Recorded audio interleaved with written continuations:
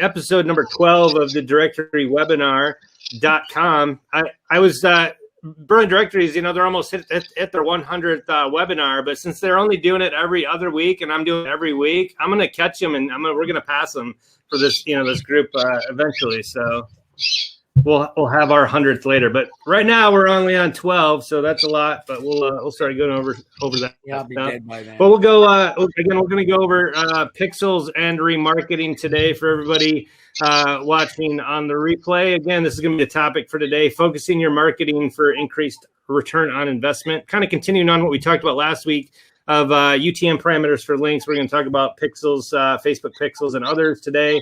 And then how you can use that for remarketing later, and why you as a directory need to do it now, even though you're not spending money, so you can have data to efficiently do it later once you decide to advertise. So that'll be our topic for today.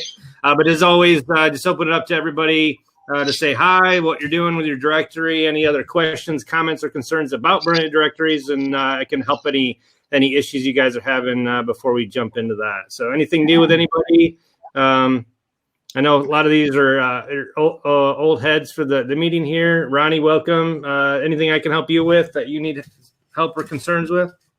Well, I guess if you can share the link for your earlier videos. This is my second time. I just hopped on for the first time a few weeks back. I missed a lot of your videos or this webinars that you did. So if it is possible for you to share the link that which I can go and browse your videos later.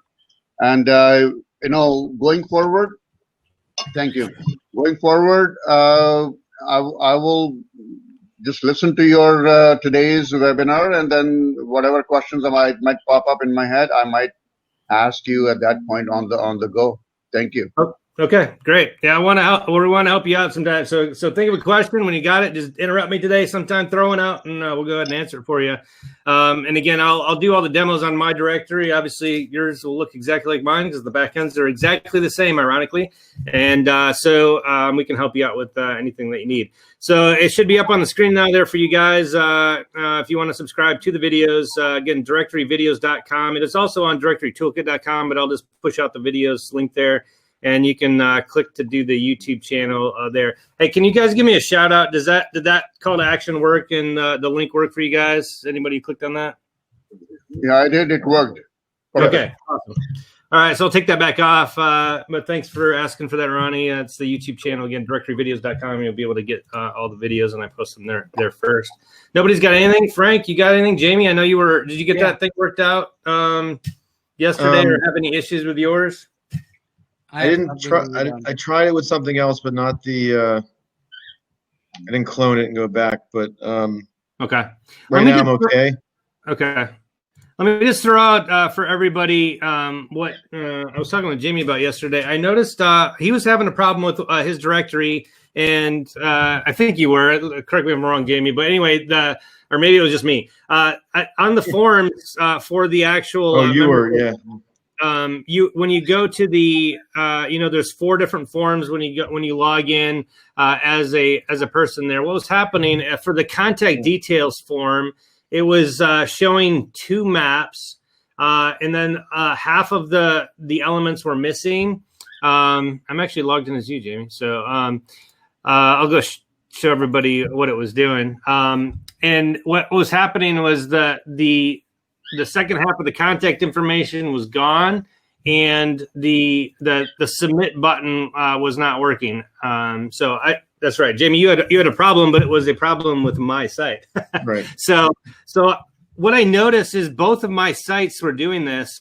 So basically, all of this stuff was gone. The links were gone. It had 2 maps, and then some of this other stuff was duplicated. And I went into the actual form, and it was actually changed.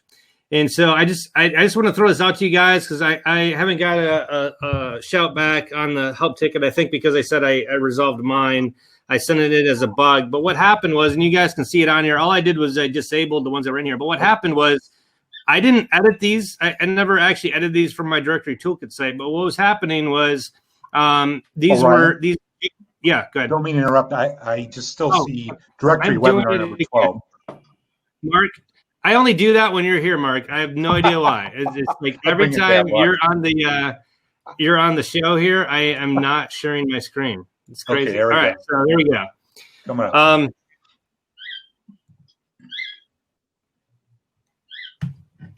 Okay, so what was happening was this was showing two of the maps, and then all the links were gone, and then the save and continue button just wasn't there. It was gone, and so I went into the form managers, and if everybody doesn't know, normally everything's in the default forms and they're all down here. However, once you edit a form, it jumps up here to the top into the customize area, just so you can edit these a little bit easier and find the forms that you edit. And so I had never actually edited these forms before, the contact details forms, but lo and behold, when I went to go check to why it wasn't working, all of a sudden these forms are up in the custom ones, like I had done something with it. And then normally it says last updated, like 5/7/2020, like I've updated all these. It says last updated in 2017 and 2016, like 3 years before I actually started using Brilliant Directories. So I went in there, messed up, and so all I did was disabled it, and it went back to the original one. But so I'm basically querying. I'm trying to figure out why these all of a sudden jumped into the custom tabs with a edited date of like 3 years ago. I don't know if they were pushing an update or something, but I had to disable those bottom line to get back to the ones that I originally had. And then potentially, I don't think that any of them would have been messed up on some of my other directories. For example, I had the contact details member. It was edited already, and that one was fine. But my Hudsonville site, that one was fine. Nothing was changed. But the general user one that I hadn't ever updated was now in the customized thing again with a date, from 2017. So I disabled it on there as well. So I just want to toss that out. I don't know if they're going to fix it, or I just want to make sure nobody here that's on the webinar or watching the replay, I guess, has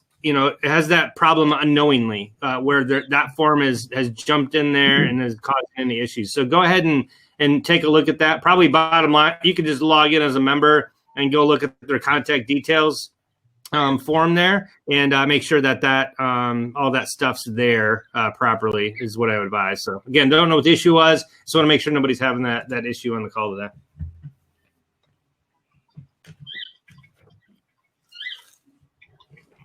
So Jamie said he didn't have it. Maybe they're just messing with me and mine's the only one that's wrong. That's fine, but that was an issue we had to look at. So, anything else from anybody else? I have a question which may be silly, but sure. Is there any way, even if it took hiring a developer, a real high-end developer, to find some way to automate the tag cloud process? I suppose anything's possible. I don't know.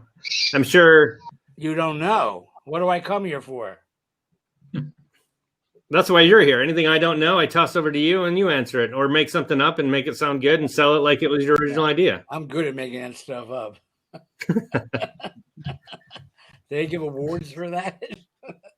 Unfortunately, no. Yeah, it's really a great feature. There's got to be a way to, but it's tedious, man. You could spend days doing that. I know. There's got to be a way. What are you talking about? Yeah, so let me Frank, can I show yours as the demo site there? So what he's talking about is the tag cloud, and I've got a couple. I will show one on my site as well, but I'm going to pull up Frank's here to show you what he's talking about. So Facebook, or not Facebook, Brilliant Directories allows you to have or add tag clouds. And it's not really a tag cloud. We went over this before in another webinar. Like you see different, a big cloud of words with different size words. It's actually just a bunch of buttons is what it is, but they call it tag cloud. It's basically a bunch of buttons that have links in it. And what it allows you to do is you can play. What's that? How did my search box get centered? I didn't do that. That? Yeah, it was always to the left. Like that. It's never been like that. I know how to. It's quite possible I demoed something on the webinar and never turned it back for Frank. So you went on the left? Exactly what happened. You screwed it up. I'm going to do that for you for free. All right. So actually, no, I don't want to search. I want to go back to the homepage. So basically what it allows you to do is it allows you to add navigational elements for any particular item on your website to make it a little bit easier and cleaner to find stuff on your website, or provide additional, backdoor links into topic sets that you want to provide for your visitors. So just as an example, what Frank started to do, and we went over this on a demo on another website, so if you go to that directoryvideos.com, there is one on how to make tag clouds, and you can watch the compressed version on how we did this. And we actually did a walkthrough, so I won't do that again today. Go check that video out if you want to see that. But what it basically does is allows you to add tag clouds, and we added one to the top of his search results for the food category. So it basically is a static page for the food and drink results page. And what allows them to do is that, let's say we go into restaurants. Now I can, and once I'm in that top level category of food and drink, now I can one click go to a subcategory without having to do a search or do anything weird. And so now I'm in restaurants, and I can go back to all food over here, and then I'm magically back in the all restaurants results again for his Vineland site. So it allows you to more easily navigate those particular areas. So what he's saying is that it's tedious in that each one of these is a menu inside of your Brilliant Directory. So this is a menu, and it has special CSS code in the menu that Brilliant Directories provided that allows it to look like this fairly easily. But what happens is that you have to manually add in all of these for all your categories with the name, and then add the link in there. And then you have to manually make the page, and then manually add the code in there for the widget. And make the widgets that have the menus in it. And so it's a little bit tedious. It's pretty easy once you have it. You can replicate that block on all these 10 pages. You can just cut and paste and make those fairly easily. But the tedious process he's talking about is making that entire thing for the food and drink. So now if we're doing it for another category, you have to manually make that one. And at least the first time you're making it is a little bit tedious. So what he's asking is there a way just to automate that so you can automatically just make these dynamically without doing that? And so let me show you my site as well, just kind of give you another use case for that. But and I have it at the demo on my food and drink as well. But bottom line is, Frank, there probably is something to automate it, whether maybe in BD with some plugin or some sort of macro automation. With the processes where you're clicking and grabbing the links and, doing it so you can kind of recreate it. I don't know how to do it. I don't know how much it costs to do that. It may not be worth that. There has to be a way for it to be pulled dynamically and just create it on the fly. Well, again, and you always say this, if it was that easy and they provide that functionality, BD would have already done it. Instead of just telling you, add this, make your menu and how to do it the long way, they would have done it, right? I don't think they see it as something that everybody would want. Probably not. But that's what I was telling you. Like, if it's going to cost you $1,000 to make a plugin to do it automatically, once you make it, it's there and you don't ever have to touch it again. So, is it worth the money to build a plugin to do that? Maybe. I don't know. Other people would buy it, it'd be worth it. Yeah. And the other thing is, there's no such thing as a little tedious. The word tedious implies that there's nothing little about it. It's just tedious. By saying a little tedious, it actually makes it more tedious. I actually proved my point. But so here it is on mine. I don't have it at the top. I have it on the side. And so I just have refine my search based on a location. So now he's got this one on his. I added the cities in as well. So let's say I want to go, I'm in the food and drink category. Let's say I want to go, I'm in Hudsonville, but let's say I want to go to a neighboring town, Grand Rapids. Now, if I click on that, again, you can add any link you want in there, but now it goes straight to the food and drink in that town without, again, having to, use the geocode or type in the town or anything and hit search. I just click a button and I'm in that town with the food and drink. So go back where you are. You only clicked. Go back to where you are.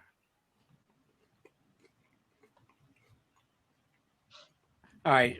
Here's what I don't understand.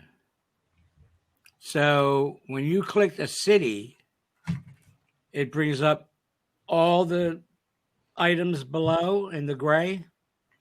Yeah. Okay. So you can't click like Kentwood fast food. Well, again, if I'm going to, eventually flesh this out, what I would do when I click, again, we're back to the tedious part, right? So when I click on Grand Rapids, I would have that in a tag cloud on this static page where I'm in Grand Rapids now, and now I can one click to all the different food types in Grand Rapids. But I got to add that in a menu and make it a static page for the Grand Rapids. Did you just pick a few of the categories or all the categories? No, you got too tired after doing one. Yeah. I have so many subcategories. I did one, made the demo, and I left it. I mean, I have so many subcategories. I'd have to pick the top 5 or so. That's how tedious it is. You do a couple and you say, "Screw this." And if you're national, yeah, you're in a city, so you have a small amount. The locations are easy. Like I just have to do the categories. If you're national, that instantly is in like uber crazy tedious at that point. Yeah, because impossible. So I agree with Frank. But you could do the categories. Just pick like the top 5. That's maybe subcategories or right in that category. Here's a question for you: if there was a plugin that made it easy to do, would you invest in the plugin? Depending on its price, of course. I think it's. It depends on how much the plugin is. Right, but again, I guess you have to look at it as how much time it would save you. Because literally, if you're national, it would take 100 hours or more. When you combine your, well, you'd have to pick. You have to pick the major markets. You couldn't pick every single. Like my. There, we have like 11 major markets. I think I sent you that thing, but it's just it'd be impossible for the. But you could do the categories though. You don't necessarily need the locations, right?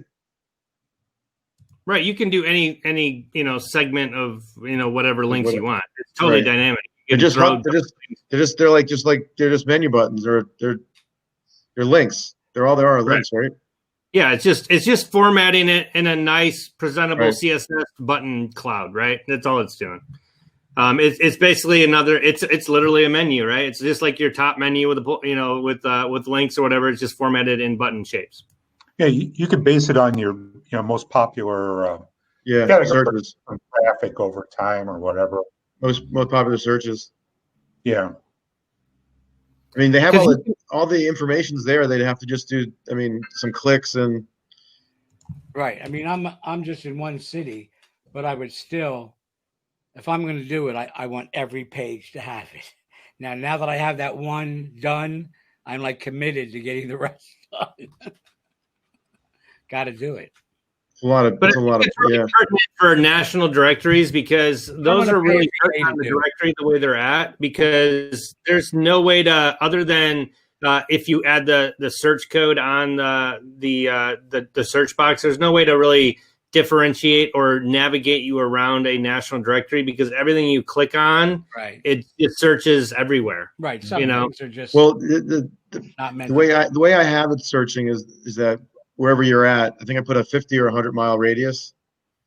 But you're like you said, unless you can limit the searching to specific areas like counties or even states, then it'd be smaller. There's states but by proximity. I don't know if it's worth. I don't know if it's worth the time. The Google Maps does that, right? But they have to authorize or click that search in order to do, add that location in for every search. Otherwise, if they just search for a category or they click on a menu button because you're linking to your food and drink, that's not going to have their unique location, plugged into there unless they turn that on. So that's another reason to clone a site.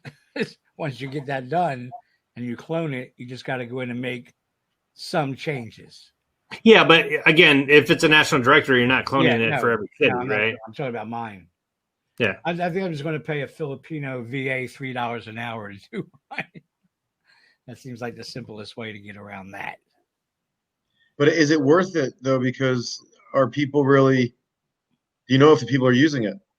Oh, I don't care. I just like the way it looks, and I like that it's there. Oh, yeah, It should be there. It should that's be part, different. it should be part of BD when you get right down to it. At Well, a could certain level. could remember maybe the categories, the subcategories that it's in or something. I don't know how. Right. I mean, again, for a national site, you couldn't do it, but it should allow you to, like, maybe, like you said, pick some locations, pick some categories. So at least you've got something, you know. Now the question is, if you have so many pages because of so many subcategories, it would just be very long, like you said, tedious. Yeah, just time consuming and tedious. You know, they are two different things. Both of them. There's nice to have and there's needs, right? Yeah, but I'm insane, so you know, I need it now that I have. There's a lot of things that I've noticed. I've only been using it for a few, 4 months that I'm surprised that I'm really surprised that they never had the ability to change move a subcategory. That's like the most, Right. Well, I know I know it comes up a lot, right? Because that's why you always have to tell everybody, hey, you got to get it right the first time, because you can't move it around, right? You can't. Because if you do something by mistake and you don't remember it, so like a year down the line, and now they're, I guess you said they're gonna update that, right? They're finally. Yeah. So let me do a. As long as the people that are on those categories follow that category, then you're fine. Because that's where the problem was, right? Because if you say that you do, in my case, you're a band, and then I have it in the wrong subcategory or in the wrong subcategory, the subcategory, because I have subcategories and then subcategories, and I have a lot of them. Well, so they're going to do one of two things. They're either going, if you're in the member list, you can click on a bunch of members and you can change from the bulk pull down menu. You can change update top level category. And so they said they were going to add sub level categories, or where you can move them around. Now I don't know if that's what they were talking about, where they'll be able to do from the pull down menu there, change what the top level category is. I'm hoping that they're actually talking about the actual category manager, because right now it's actually static, where once you upload the sub and sub level categories, they're there. You can't maneuver them inside the database. The only way to do that is to go in there, delete the sub level categories, and then re-upload them or re-add them from the back end back in there. But again, when you do that, it deletes everybody from those particular categories. Yeah, the best would be, because there's two fields on the bottom when you look at a subcategory. It tells you the main category that it's in, right? Right. And then but there's fields there that you think you could use drop downs and to move them. Which so what Jamie's talking about here, I'll show everybody, and this is what I was gonna. It's probably the most needed. Try to get at here for the members. I mean, there's a lot of times. Yeah, and like you said, it seems like they should know that you need to do that, and it actually looks like you can do it. So this is what he's saying, right? Like here, if I have this accessibility category, and I decide I don't want it in that top level category, I want it in a different top level category, I should be able just to go click a down menu here and go. I just click a new one and it moves it, including everybody's tick marks inside their database and all that stuff, and move it here. And then if I have like this one, where this is a sub level category, I should be able to change both the top level, and as soon as I pick a new top level category, this would populate with all the available subcategories under that top level category, and then allow me to change that one as well, and then just save when I'm done, or like actually save on each one. Like you should say save right there. So when I make a change, I just save it, and then, or better yet, auto save would be awesome.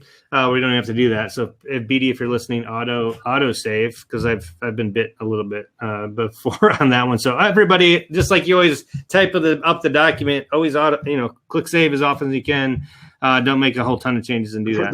The problem is sometimes you don't know what the category belongs until your people that are searching tell you, oh, you have this category in the wrong spot. Mm-hmm. Because like if forget searching, when a member's setting up their profile and they can't get to a certain category, because I have like my subcategories, and then I have which are basically my main categories, and I have all my subcategories, and there's a lot of them.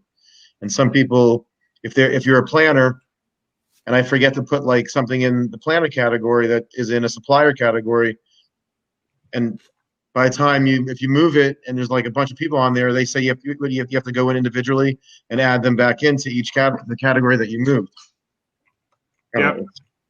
Jamie? Exactly. So if you're able to do that and save it, it should just automatically move those members based on what changing there. So hopefully that's what they're talking about. Here's what I was talking about the other one. Like if you just view your members, for example, and you just have a list of all the members, if you pick a couple of people in here, at the top here, there is an option to bulk actions, and you can update the top level category. So I'm hoping they just didn't mean this, where they're going to add a update sub level category. That'll help out a little bit, so you can kind of bulk move people. But that doesn't help with the actual directory, setup or the categories. Yeah. This is the more the category thing is the more important fix that needs to be done on that. So here's a little not necessarily workaround. Just for everybody who has that, if they're talking to their members, and again, you shouldn't have to do this, but actually I don't have. Let me go to mine, the Hudsonville one. So they did add a really good search tool inside of the actual category list on your website. And so if you have that browse categories link, or again, I guess you could just type in categories at the end of your domain, it'll come up with the business or the actual categories for your listing. And so like Jamie has, I've got a lot as well in mine. So these are all the top level categories. These are the sub level categories. And then if you click the down arrow, that gets the sub level categories right here. And one thing, I think this is what Jamie was talking about. Sometimes just moving them is an issue, but it can also be an issue if you're a hairstylist and you're going to post on my website. I try to, when you guys are making the categories for your website, try to make them generic enough so everybody can look at that and go, like, if I'm a hairstylist and I see beauty and spa, I know that's my category. Like, I'm not going to pick home services and think I'm going to find, now maybe if you do it from home, but anyway, I'm probably going to pick health and then same thing, beauty and spa, that they're going to know that's their subcategory. They're not going to pick dental health. Right. And then they pick stylist. But sometimes what happens is if you guys pick a top level category that's, I guess, too generic, or you pick some that are close, similar, that you can fit things in there, they don't know where it's at. And so what happens is if they pick, let's say instead of health and personal care, let's say they did pick home services in their top level category. And this, that top level category is the only thing in that first form in the pull down. These other ones don't show up until usually the third form field for additional details, where they're picking the categories or specialties. And so when they get into here, now again, they're the hairstylist. They jump in here and they're like, home interior finishing, utilities, repair. What did I do? And then they're stuck and they're like, I don't know where it's at. So the first thing is make these big enough or specific enough where they can find it, so they're at least in the right area, and then they can search for it once they're in there. And I'll show you guys how to do that in the back end. But you could also do the search thing here. And sometimes if they're stuck, it may be good to point them here and say, hey, just type in what you do and it'll see if I'm in the list, right? So if I'm a stylist and I type in stylist, as you type, it's actually going to basically close out all of the ones that don't apply. And it's going to show you that particular category. So now I just typed in stylist and I'm like, oh, health and personal care, beauty and spa, hairstylist. Okay, good to go. If I'm a realtor, right? Whatever it is, you're like, oh, real estate professionals, real estate agents. Okay, got it. So that kind of can help them pinpoint it before they sign up, to help them out with that. If that's an issue for your particular directory, that may be something that you want to, just in a help file or a to-do thing on how to set, where to find it. You can also do that inside of the actual, the back end. So if you go to that third tab of the additional details, and again, this has just been added recently, so you may not know that it was actually there. And of course, I pick one that I don't have additional details for. Give me a second.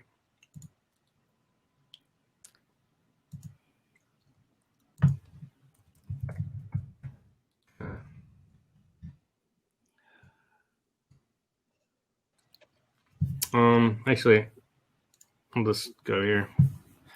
Jamie, can I use your account again? Yeah.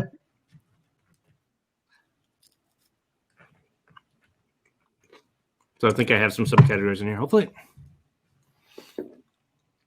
So what it is, it's that same search function on the subcategory section, and they can do the same thing in there that they did on the other sheet. So again, if they're it looks the same thing with the subcategories and the pull down. Oh, it doesn't. I'm striking out here. Went over to Frank's. Hey, Jamie, Trying to find something more. Can I ask you a question? Sure. I'm not logged in here either. That was you. All right, go ahead. That was you that sent me the list request? Yeah. Okay, we're working on that. Hope they're here today. The biggest thing is going to be is if people are still in business is the hard part. Yeah, nobody. What they do, in normal circumstances, they guarantee.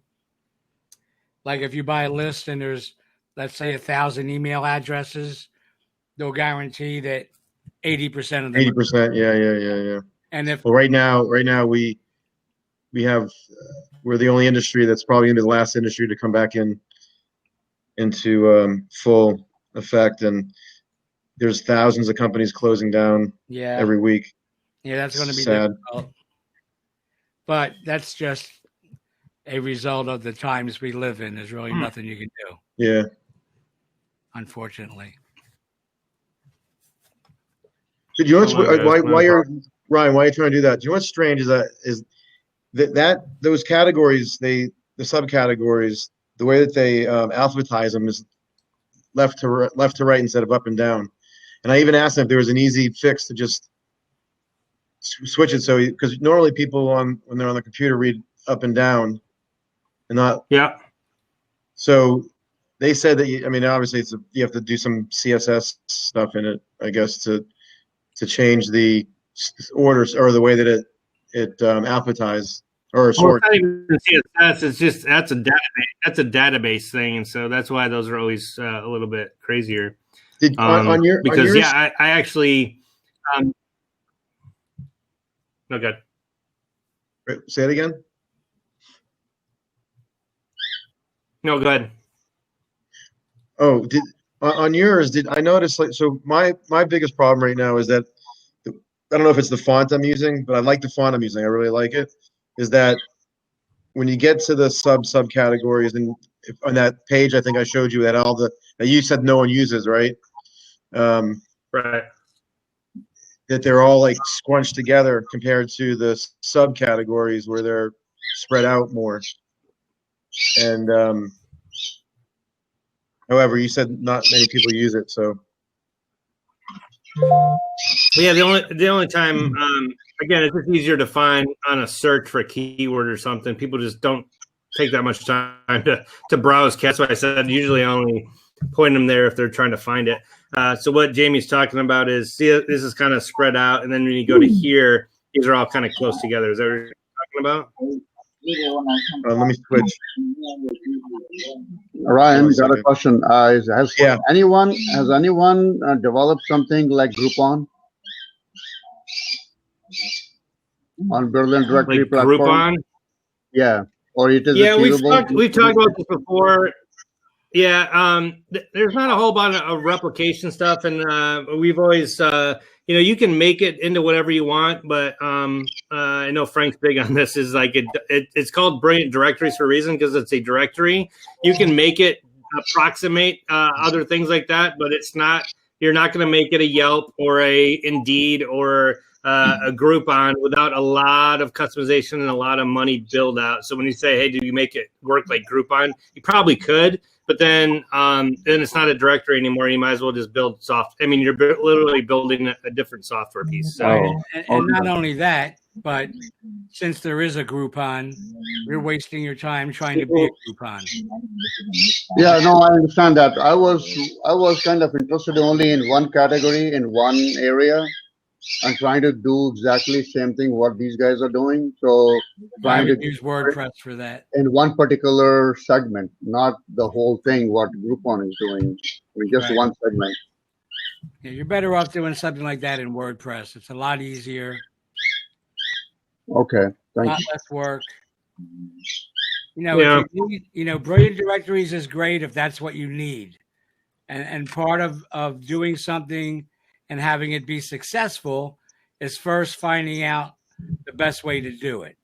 You know, I wound up going to Brilliant Directories because I was doing everything on WordPress and realized that was the worst way to do it because I really wanted a real directory. And there are Right, none okay. on WordPress. Yeah, yeah, If you want something that doesn't need to be a high-end directory, you're better off not using WordPress. right. I understand. Thank you. yeah. Yeah, So, I think my font okay. makes the look of the stuff a little different. I think when you look at my site compared to yours, I think Okay. the font. But You're saying I have a better font? Is that what you're saying? I'm just joking. no, I say you have a thinner, a more thin font. Okay. Mine's a little bit more, I guess, bubbly. in a Bubbly. sense. I don't know. Okay.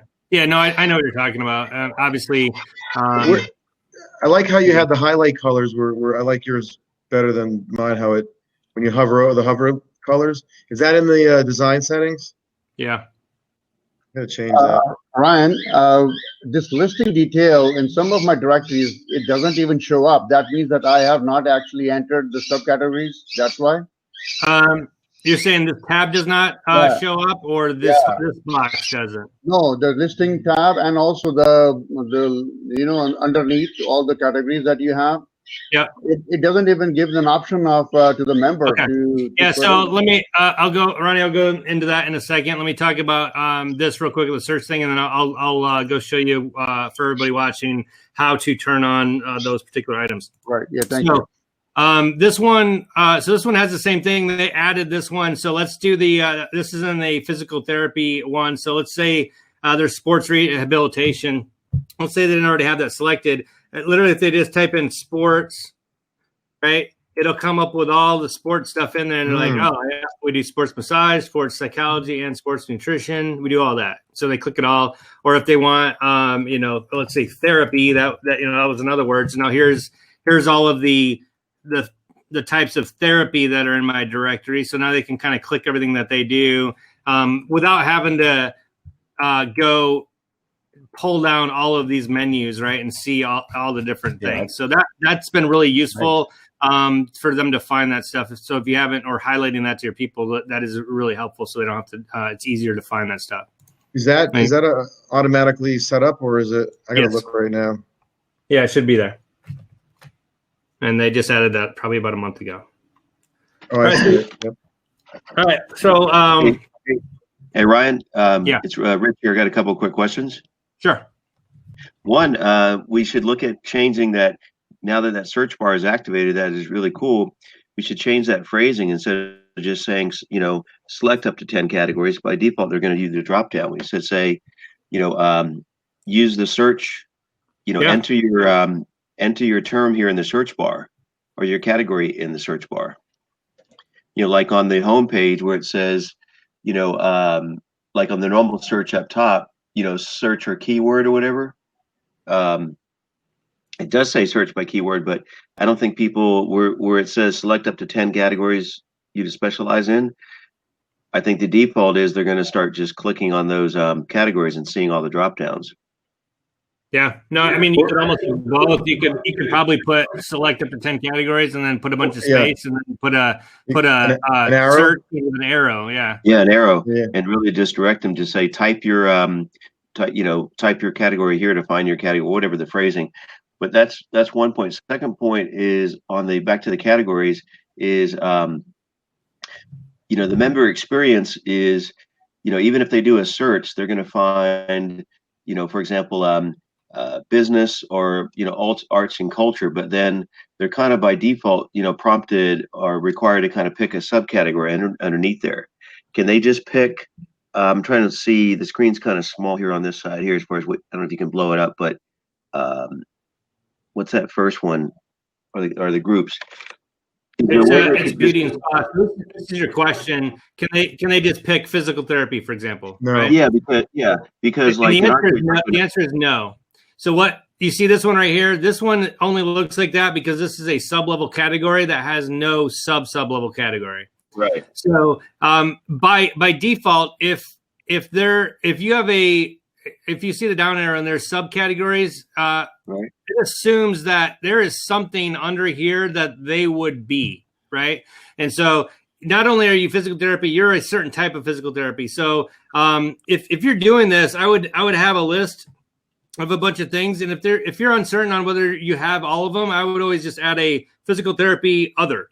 Yeah. Or something like that. So if they don't do any of these, they can click the other, and then what the system does, whenever you click subcategories, it automatically adds them to that sub-level category that it is inside of. So if I go to view the public listing on this, again, that was physical therapy, right? It's not selected, but when I go to the front end and I go to their specialties, that sub-level category or physical therapy is already in there, as well as the subcategories that are. That's actually okay. I got it. So they have a new button now that you can turn that off. Where I know they do. They just added that. Can you talk me out of that? Talk you out of it? Well, no. In my case, talk me onto it. Where is it in the settings? Oh. I thought you wanted to reason not to use it or something. No, it's in advanced. And I think if you type in subcategory.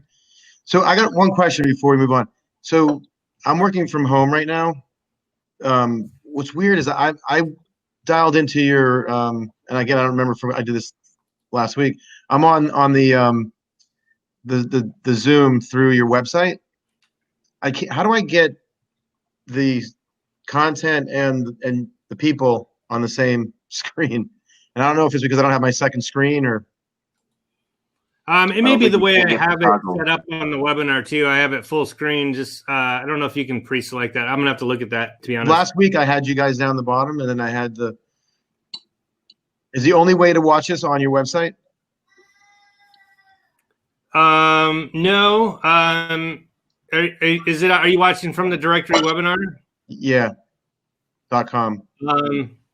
Am I supposed to be there? No, that's a great question. No, I have the actual link for it that should go full screen, and I will once I get off the screen sharing here, I'll go grab that and try to push that out to everybody on the chat or in the chat. Something is just a little anyway because I have to go back and forth, so I have to hit switch to content. Okay, hey, Jamie, I found the setting right here. It's in the very top right-hand corner. There's a little gallery, little box. The grid view right above the settings. Yeah, I try. You know what's weird is that when I hit that, all I get is I don't think it allows me to get that. It hits the leave room button. No, right below the leave room, there's three buttons, three little things, and then there's a square below the three room off to the far. Yeah, if you click on the square, little square. Video. Yeah, what's weird is I can't get to it. It's I don't know if it's maybe my screen. And when I go to full screen, it doesn't. I thought I did that last week. If I click on the three buttons, I have very good connection, leave room, and you don't see it.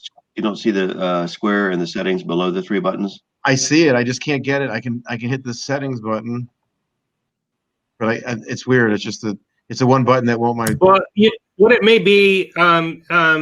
Did you get? Are you pulling in the link from the email?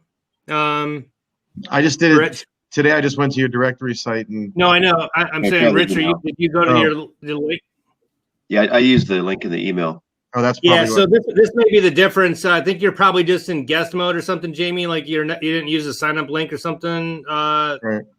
perhaps, or you're on the website. I'll have to look into that. I'm not sure. I apologize, guys. No. Sorry, I'm sorry I took your time that time up. But Ryan, I was just finished that thought on that question. The question was on the for those categories. Oh.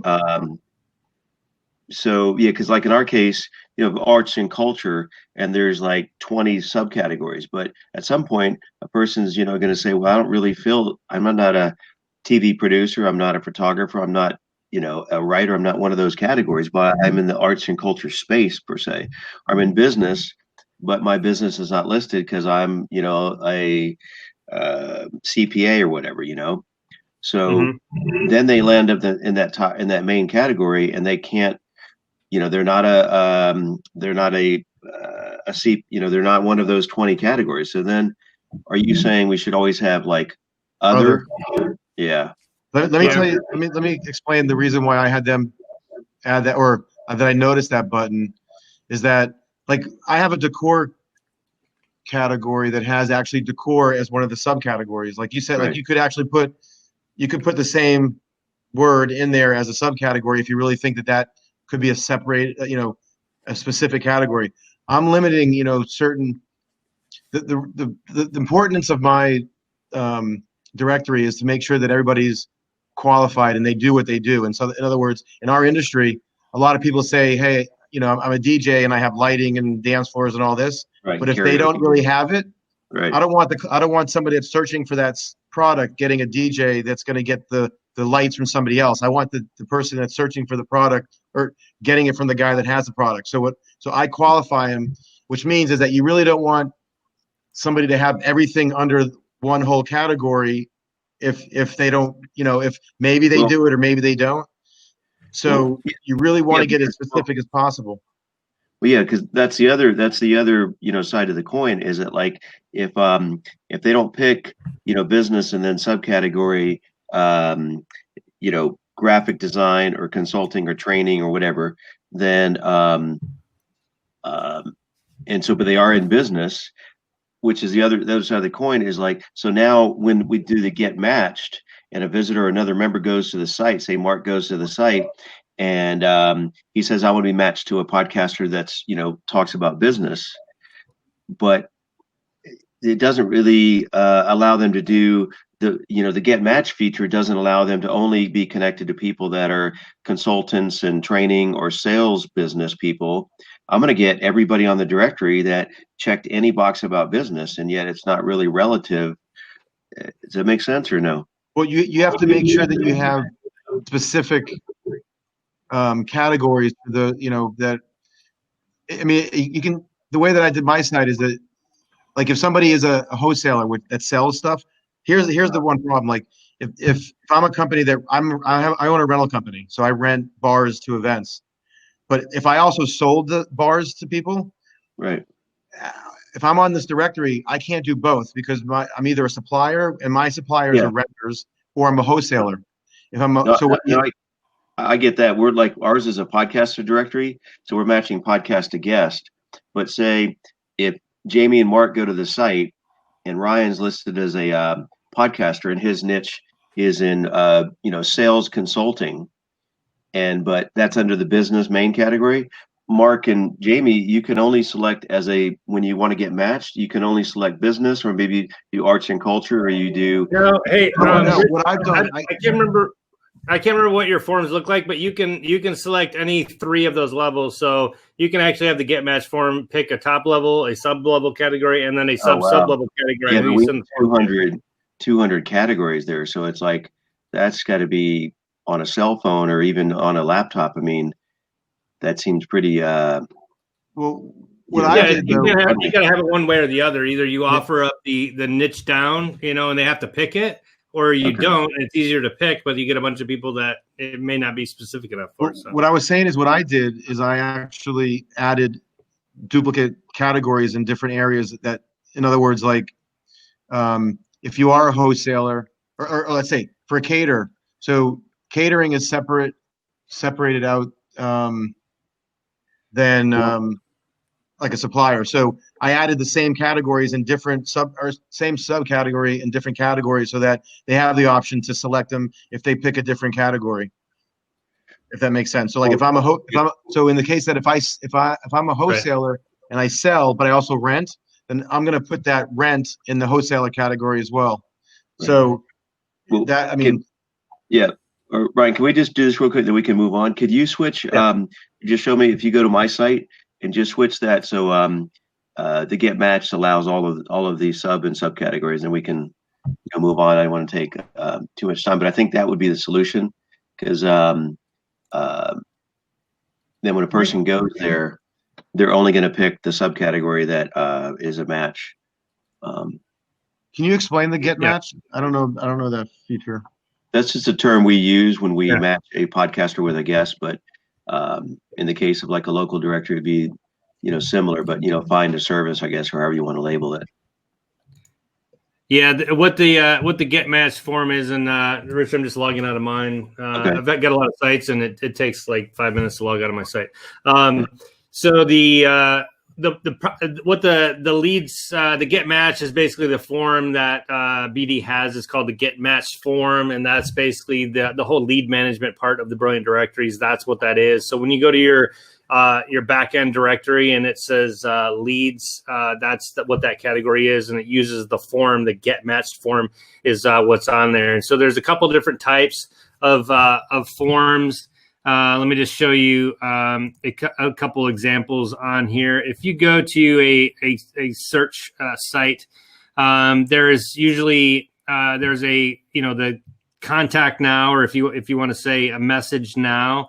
When you go ahead and click on that, either on the form or the actual directory, normally it comes up with a form, and so I'm glad it did this, because I'm going to explain why this is coming up. I've got the direct messenger turned on, and what happens is if you have the direct messenger turned on for people, and I'm logged in, it's automatically going to use that chat box instead of the direct lead form. So just be aware that if you ever turn on the private messaging, that basically replaces that, so that they use the direct messaging chat instead of the direct form. So if you I'm going to go back to the listing here. If you, I'm not seeing anything. No, good. Yeah, sure. Go ahead. Yeah, That's we're not seeing a screen Oh, share. I don't see. I see this shared items will be displayed here. Yeah, same here. Nothing's displayed. All right, I thought it was just me. Yeah, I know. I was thinking the same thing. I'm like, I thought Ryan was- nobody's saying anything. Well, they're think it's watching me me. do something, and I don't see it. I'm there we practicing using my words instead of visuals, so you don't see anything. Okay, so sorry about that. Again, for the second time today. So now we're on this. So normally you get the get more info, or you want to make a connection. Get more info here or here. When you click on that, that would open up a direct form, and so it's kind of like the get matched form, but for a particular business. And so if you don't have the private messaging turned on, that's going to open up a form that will go straight to that person. You kind of add the contact time, your name and email. If you have the private messaging turned on, that replaces that direct messaging form, and they're going to get this chat form, and that'll just direct message, and now they're just chatting back and forth instead of using a form. So if you turn on that private messaging, that will replace the direct forms that you have on there. So normally, sometimes some of the directories have a sidebar form turned on, and I have it on mine where it says get more info, and this is the get matched form, but it's the sidebar version.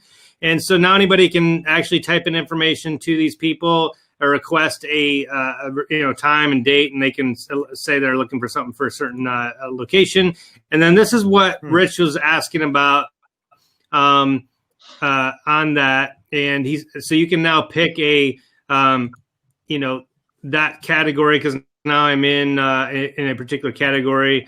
You can pick a sub-level category and a sub-level category on that. And you can set all three of those up or none of them. And then it has the get match form normally has this option here where it says get replies from more members.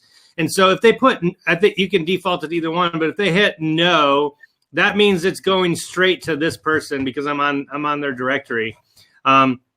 If you click yes, it's basically going to send this form to anybody that's in those categories that you've picked. So if you just have that one turned on to arts, entertainment, culture, and you select that and you click yes, get more replies, it's going to send that get matched form to potentially anybody in that particular category. So you can actually turn this on or off and not allow. How do you turn that on? Okay, I'll go show you that on Rich's site in a second. But that's what it allows you to do, and that's what that button does. And the reason for that is let's say I'm looking for a plumber, and I submit a form. I may have got here and looked at their information, but I may just be looking for a quote. And so if I pick a plumber and I say I want to get replies from additional members, it's going to go to multiple people. Again, depending on what your settings are in the back end. Let's say it goes to 5 plumbers at a time. The 5 plumbers are going to get your request and be able to purchase your lead. Again, if you're charging for leads, or get it for free automatically if they haven't paid for it. So then they'll be allowed to claim it or pay for it, and then get your contact information that you put on this form based on the lead management system. So do you know which 5 it went to as a person searching or filling the form out? No. So again, it's not like you don't get to pick pick 5 companies and send it to these 5. You either have to do a direct to each one or do the random. So there's no way to select that. Is there a way of setting it up where it only picks certain like premium members compared to like certain member types? I do not.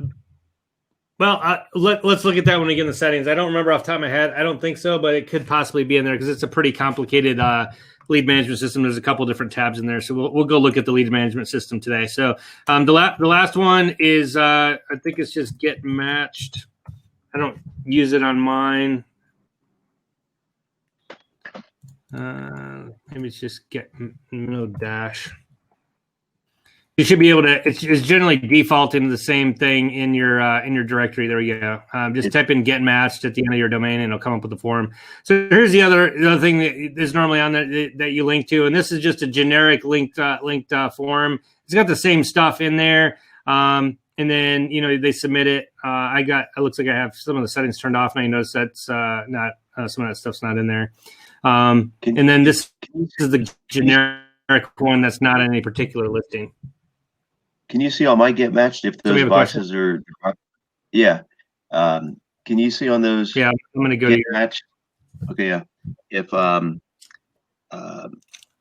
think it's turned on, or at least it's the settings are set where when you go to fill in the get matched, it just gives you the subcategories, not the subcategories.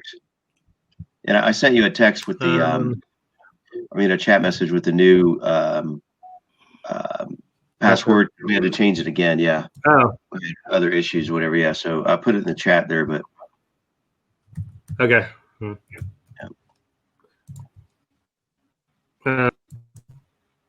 put it in the chat to me? Yeah. In the the webinar thing here. What do we got? There's the. Oops. It's basically about the same as it was, but here it is. Yeah.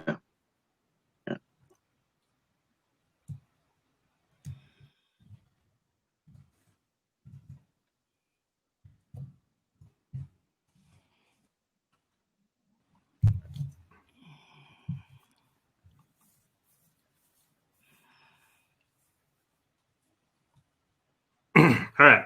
So the leads, this is the whole lead management tab for that. And you guys are still seeing the screen, right? No. It's loaded, yeah. So in the lead settings, when you go in there, this is where you set up all the different settings for that. And you can set up multiple lead settings. So if you have different forms, you can replicate the get matched form.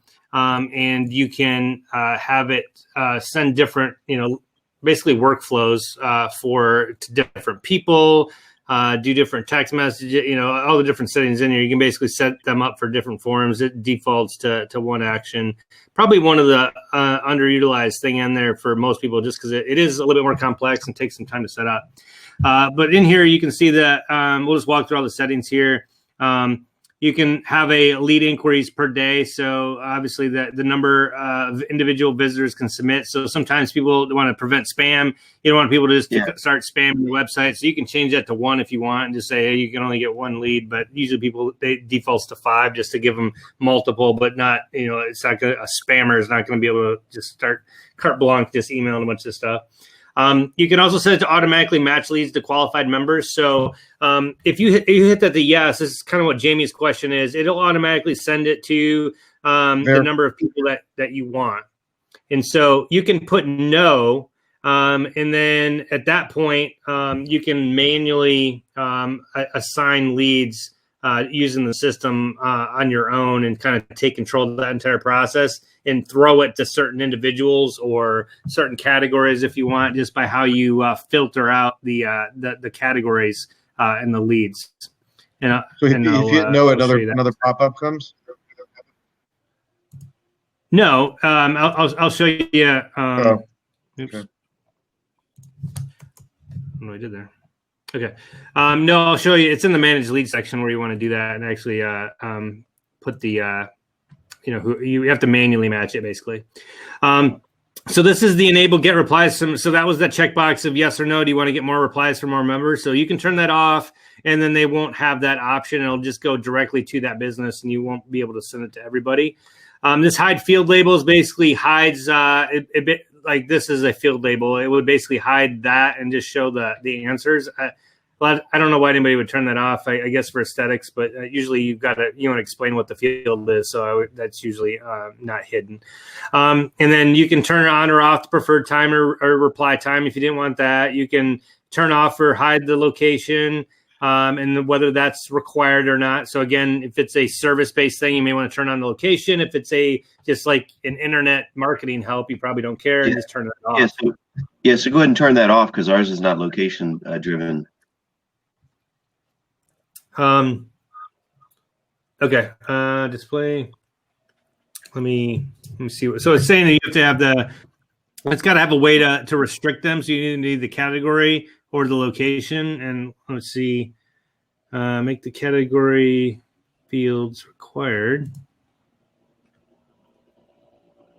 So you want all category fields? Did you want to change that? Yeah, let's try that because I'm getting a lot of people that are, getting too many. And do you want top and sub, or do you wanted sub and sub? Yeah, I think sub and sub, right? Yeah. And then up top, you check the box that I think we want to uncheck our. Sorry, did I turn them on? Yeah, leave that for yes, yeah. Sorry, this is what. Thanks for eagle eye watching me. I totally screwed up your site up here doing this. All right. And then the no, for location, display location. Yeah, I don't know why it's doing. Maybe it must be displayed. Make location fields. Well, you have to turn the fields. Yeah, check that to no first, right? No, it's not letting me do either one. I'm not sure why. Let me save this and I'll come back to that one. Save it as it is, and then that's weird. Yeah, because we went through a lot not to have locations as part of the deal. Yeah, and so this section here is the website. So not the form, but this is now the form on the website one. You can kind of do the same thing. Display categories, make maps. Yeah, it's giving the same error. So we'll do the same thing. All failed categories, sub, and we save that.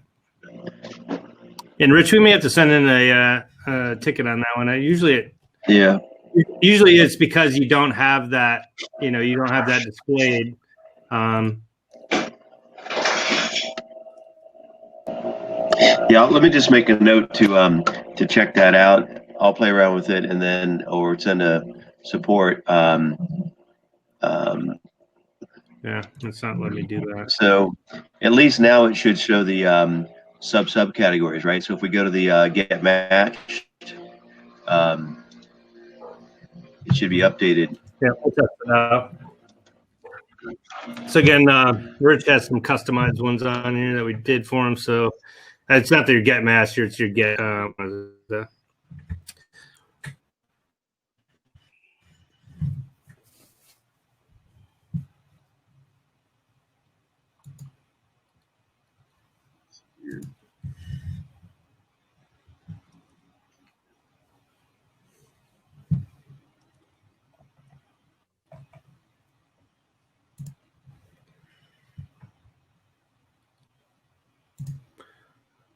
So again, for searching for guests, arts and entertainment, or let's use business. That's the one we were kind of using as an example. And so now you have magician, right, or humor. So now it has it's very specific. It's only going to send it to the humor business people. So you're not going to. This is what we were kind of talking about earlier. If somebody's looking for a humor podcast guest, you're not just searching business and then getting somebody who's in network marketing, right? And you actually want to talk to somebody on that's a comedian. Right. Yeah. So looks good. Right. So now you got all the categories. This is what we want to turn off. Yeah. I think because we have the required field for location, maybe that's why it's not letting it change it in the admin piece. Because see there and I don't know why we have it requiring their location. I'll turn that off because. Well, let me go do that again. Yeah. So again, if you have it in the it's going to be in the form manager. If you haven't edited it, it's going to be down in the defaults. It's going to be the get matched. Obviously, his are edited, so we will need to edit the edited one. But normally, it's if you just search the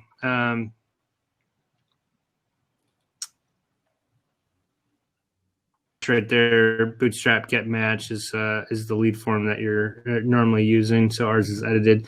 So what he's talking about is in there you can set in the forms whether something's required or not. And it looks like we have location as required. So it's probably not letting us turn that off. Let's hope that is it there and it's that easy.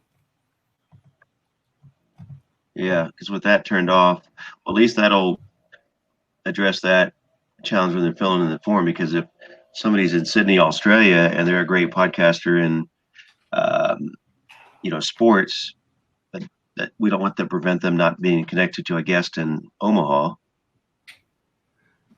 So it's actually not required in here. Huh. So I'm guessing that that is actually edited in the form here when it says required. That is adding that tick mark in it from this section. Is what I'm guessing. So we'll have to send a ticket on that one because it should say no, and then it should turn that off. Okay. Can you go back to his front? I'm gonna at least turn the map off real quick, and then. Okay, go ahead. Yeah, Jamie. I want to see how you got to his that form on his website. I'm just curious. Right here. Oh, get matched. It's about as clear as you can get. No, mm-hmm. Some of us don't have it. Obviously, like mine, I don't even have it linked, so I had to go type it in. But it's just get matched after your directory. All right, so that's at least we don't have the map on there. Hopefully, on refresh, we won't have the map. That's obviously not needed. They'll still have the location, but I wonder. Let me ask you a question. Could that work if people like I don't know? I haven't set it up this way yet, but if let's say you allowed people, if there are people who are searching for jobs,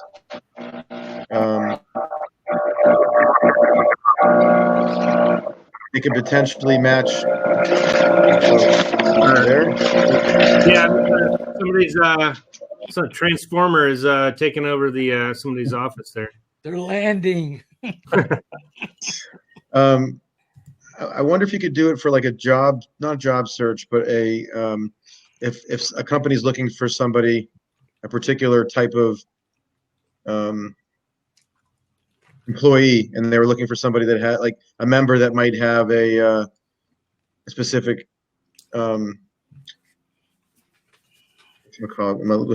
like job experience. I wonder if you could somehow use that. Yeah, and so you can, and what you can do is, and this is why it's a pretty flexible system. You'd have to set up your categories for that particular item and use it in that reference. So, for example, if you had a dental thing where you set it up as the main categories are dental hygienist, dental assistant, and a doctor, right? And those are your top level categories. You could then have sub level categories under the dental assistant that says, computer experience or years served or something like that. And those are all top level. And then you can have sub level categories with the actual numbers where you're like dental specialties. Like I do root canals and I do whatever. And so it'd be like dentist specialties and then root canals. And so you could, if that's your category structure, it's like match me to a dentist who obviously wouldn't say my interest, but a dentist whose specialty is root canals. And then you would say, I think I need my tooth replaced or whatever. And then you hit it send, and now it's going to send all the doctors that have that specialty. And so you can set it up, your categories like that. And I have seen some directories like that do that. And that usually works for specific niches where you don't need to have all the top level sub and sub level categories used up just to cover the basis of the categories. It's literally a niche directory, and there's 5 areas. Now you kind of opened up, you use it as a top level, and now you kind of opened up all this sub and sub level to be able to do that kind of item. And what that also allows you to do, it just allows you to use and I'll just bring this one up as an example. And this is where it becomes really useful for particular directories, is that add-on of the filtered search. If you guys haven't seen that one, this is where that becomes really useful. So now instead of having to redo, let's see, dynamic category filtering.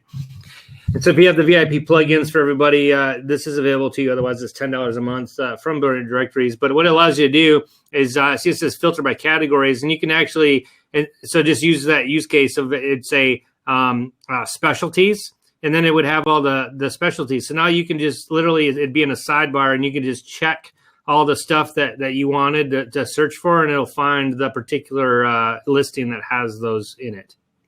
Do you have to turn that on, or do you? You do have to turn it on, and I will show you. We don't turn it on; it's just automatically there.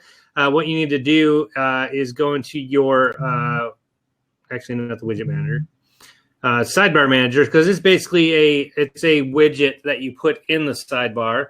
And so again, it's all you have to do is type in the word filter in the side. Once you get in the sidebar manager and type in filter. Oops, sorry. You just go into a sidebar, and don't worry, Rich, I'm not going to add anything here. Save it. So it's in here as a widget that you're going to add to a sidebar. So once this fully loads, it'll have a search bar here that's going to pop up, so I can find the widget easier. And then once that loads up, you just type in filter. And so now you have different types of filter. You can do a top level only, a top and sub level, or sub and sub level if you have a hidden top level category. And then you basically just drag and drop it in there. And actually, Rich, you actually this may actually be something that may help you. Do you mind if I just turn it on real quick, see what it looks like on yours? Hey, Rich, you still there? Right. Yeah, it's just buffering, but yeah, I was turning my audio on and off. Yeah, that'd be great. Okay, so I'm going to do it in the member search result, because that's gonna basically, you want to filter out these searches, right? To pick those different things. So again, I'm going to add it to your and again, it usually looks best on the top here. So I'm going to add the filter. And that's going to be the sub and sub category. It looks like that's probably going to look good. All right, so let me go to, I'm just going to search for nothing. I'm just going to have it pull up the search listings and kind of see what that looks like. And so now you have a filter by category. So now you can literally go here and say, hey, I want to find all the finance things with finance. I like that. Yeah. So as I was talking, I was like, I'm not going to do anything. But so there you go. So you've only got one finance dude, but just by clicking that, I didn't have to search. I just automatically does that. Let's say I want finance, and then I'm maybe interested in sports, personalities, and athletics, and Olympic. I want everything sports. I'm going to turn all those on. So it'll add those filters to the search as well, and it'll pull up, all 16 results now of people that have any of those in it. So now I can kind of filter those out. I like that on the left-hand side because it's more intuitive. I think like Amazon has all those categories when you're shopping or whatever, right? And other sites. Yeah. There we go. Great question, Jamie. Just helped him out there. But any questions on that? Well, maybe if it helps the group, maybe we can go back and how would you relabel that bar that we were all looking under for categories? So instead of just saying pick one of 10 categories, to add that arrow and that message about, type in the search bar your topic. Because I think everybody kind of responded to that one, and then we could all figure out how to make that change. Let me go back to the dashboard real quick.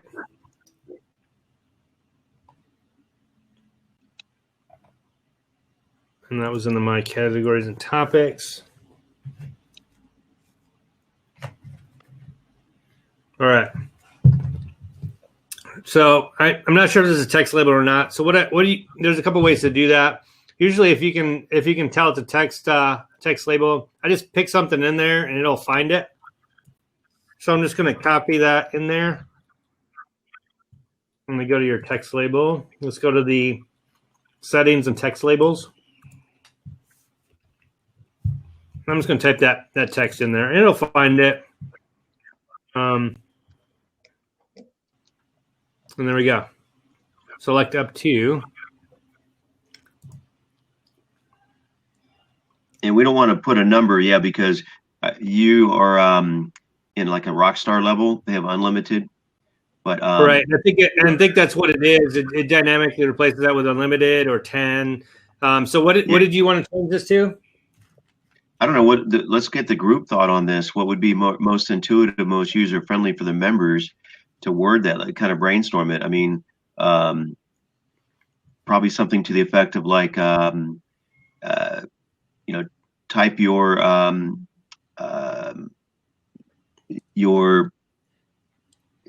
specialty in the search bar to find you got to make it as few as words as possible, but as Rich, this is gonna be blocked by that these words here. It's gonna we can change the select up to or like click here too, but it's gonna say unlimited categories. So you don't want to say search here for unlimited category. I mean, let's see, select. You can say I would say not select. Select unlimited categories, and then change this to below or search by keyword with an arrow. Yeah, something like that. Can I make a suggestion? Sure. Yeah. If you want to just remove the select up to, just say unlimited categories you specialize in the search box. And then the people can just put the category in there and they can search it up. Well, I like that. The only challenge with ours is we can't say unlimited in all of them because you're logged into a rock star level. We have the all star only gives them like 3 or 5, and then the rising star just gives them 1. So I would just say enter your, and I thought we changed this. It is categories and topics, yeah. So enter your category or topic in the search bar, or select from below. Yeah, so let me do this. I'm going to say select. But I would say search first because I want to prompt them to type that because what that upgrade is the ability for them to type their search their keyword. No, I know, but I think because we're stuck with that in the middle, at least without having to redo it, I think because it wouldn't make sense to say search for unlimited categories. I think that just say select unlimited categories below or search by keyword, and then we put the arrow right there. So they okay. So let me find that in here. We'll just see how we can change it around.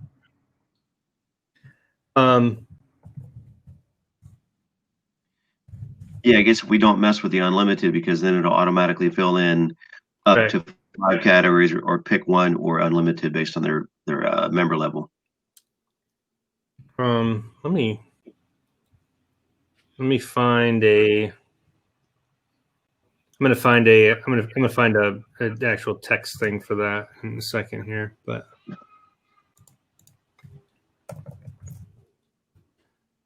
there we go. Hold on. I just had to get an ASCII code for that. Oh, and of course that doesn't work. So let me find. This is what I'll do. So for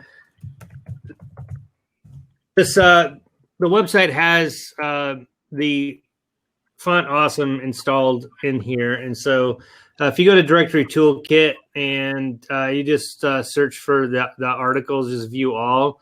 I do have an article in here about like all the different codes for the 4.7. I have to click the load more to get the additional articles. And it's an article on the Font Awesome code, and this is the one that Brilliant Directories uses, 4.7. And so if you go to this page, it has all of the different Font Awesome font things that you can do. And so I'm going to go ahead and look in there for an arrow, and then we can, pick one that looks good. So let me search arrow here.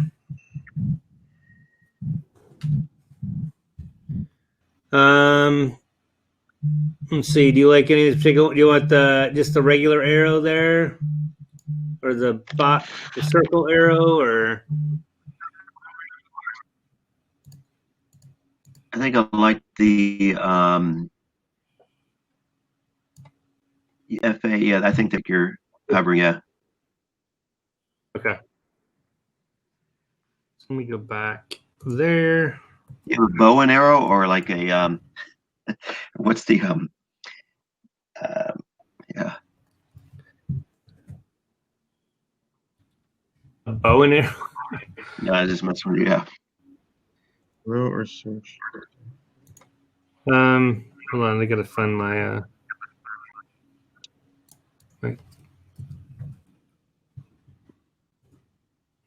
awesome code here. All right.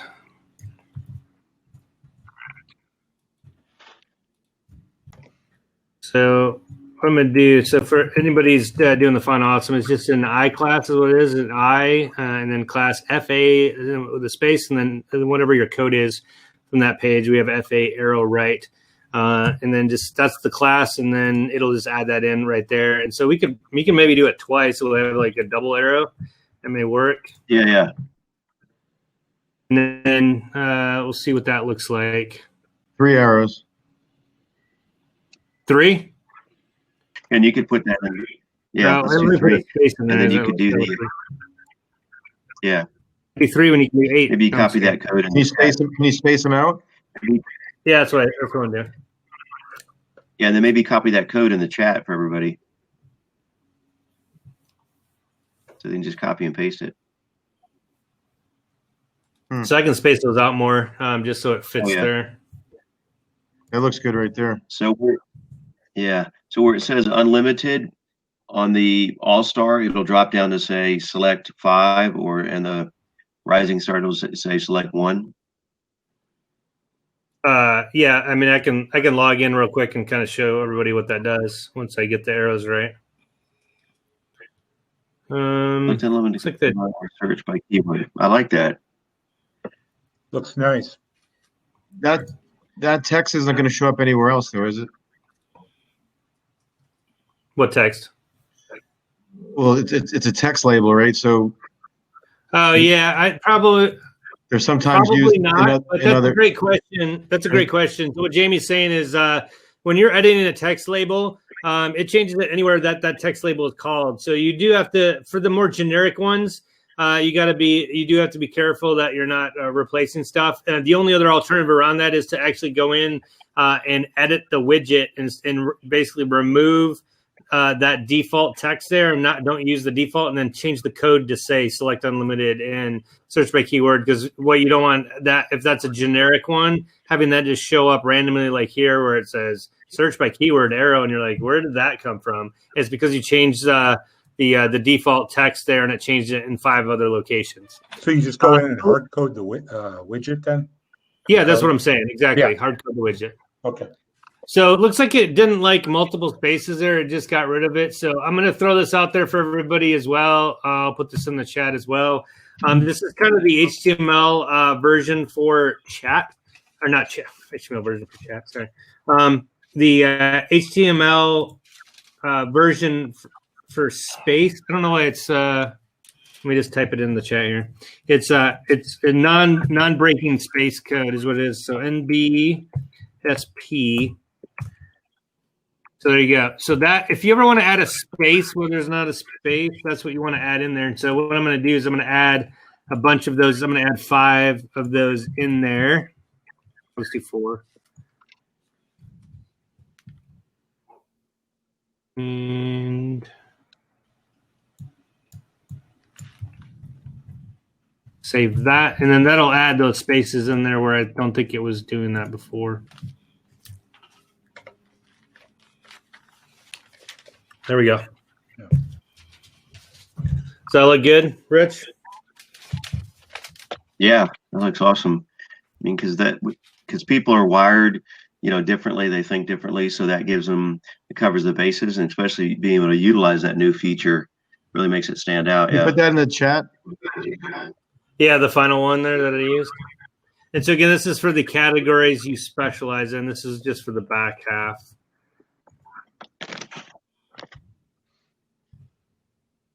That's the full one.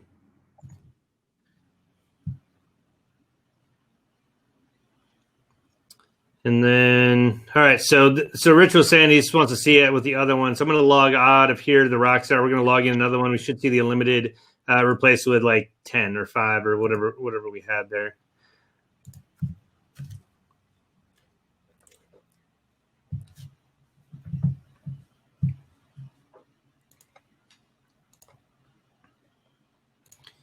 All right, and this is gonna be the last one for the help stuff, and I'm gonna. Otherwise, I won't get the little presentation in there today. I want to get that recorded so I can split that up for later. So let me go to the. Let's see. This is a Rising. This one, yeah. So this one will work. Yeah. And while you're waiting for that to load, I noticed earlier when you were loading into your account, it had the Facebook. There like it was syncing with Facebook. Is that an option for there it is. Yeah, so it says select you got redundancy there, but select one select category below. That's interesting. And so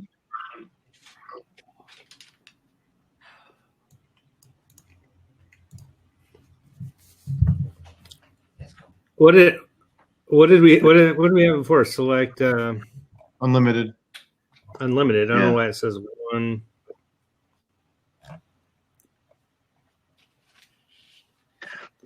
Well, while you're working on that, maybe I can ask the other guys, like between the Franks and Ronnie, whatever. You guys on your sites, can members auto-populate their information from LinkedIn or Facebook? I saw Ryan's. One of the buttons, the tabs, said, Facebook sync. Oh yeah, so you're talking about in my profile. So that's an add-on, and it's a social login or social sync. Yeah. So what that does is it syncs their login, so they don't have to remember their username and password anymore. All they have to do is click the login with Facebook. Some people don't. Okay, yeah. So I have those turned on. Yeah. Well, my question is that I know, so I have those turned on, but is there a feature where people can for all of their contact information when they're setting up their profile, it will pull from LinkedIn to auto populate? No, unfortunately not. Maybe they'll do that down the road, but yeah. Well, not out of the box, I'd say. Yeah. Yeah, that one member just signed up here. I think he's from Zimbabwe or somewhere. That's cool. This is the podcast network in the Netherlands. Okay, so that one works. 5 categories. Yeah. And then Let me go. I'm trying to. Which one was unlimited again? The Rockstar. Which one? Rockstar. Yeah, the Rockstar. Yeah, any of the Rockstar ones. A lot of plans. Yeah, it's got out of control. Yeah, quick. Yeah, I just you can do it a little bit. It does be careful about making too many special use ones or one-off things for people. It does get annual Rockstar.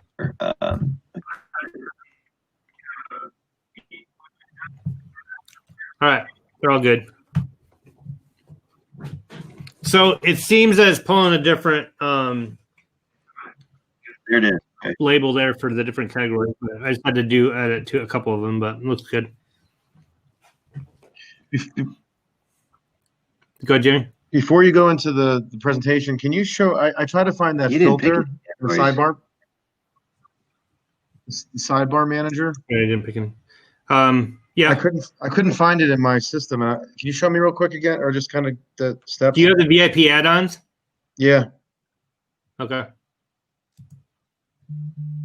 So it's in the sidebar manager. I type in filter and I don't. Going to again, whichever one you're adding it to, whichever one, that's where we added it. Oh, where were you? That's probably where were you in? Sidebar manager. But no, then you went to what, member search result? Well, it doesn't matter. They're all going to be the same. It's just a different thing. It should all be in the same available widgets list. Doesn't matter which one you pick. I just did it because this is where we drug it over just to show you. But it's the filter. Just type in the word filter. It should. Oh, you know what? I wasn't in there. That's probably why. Can you add this into all those sidebar? Yeah, you can add it. Yeah, it's obviously every sidebar is individual, so you can plug and play any of those. So yeah, you can drag any widget into any sidebar that you want. So yep, you can put them in all of them. Ryan, I saw that on your site. You made on the sidebar all these sponsors that you mentioned about, and the ads are kind of little rectangular. I mean, is this like something you did in one long ad, or they are just all small ads all clubbed together? Yeah, they're just a bunch of rectangular ads put together. Yeah, they're all separate. Yeah, because I'm thinking same thing to do it on my site, is that I can sell more ads on the site. Yeah. And so I don't know if you can guide me. Maybe once you're done with your webinar, I would like to speak to you one-on-one and see that if we can do something about it going forward. Sure. Yeah, and I'll throw this out there to me on the video too. And so Ronnie, I'll just have you do this if you don't mind for today. If you guys go to my just directorytoolkit.com. Right. Down on the testimonial section, there is a book a meeting, and so I am busy right after the webinar here. In fact, I am going to have to. I do have hold on. Let me check my schedule. But anyway, down here at the bottom, I do have right here book a consultation. You can just go there and book a time, and then we can discuss that. Okay, thank you.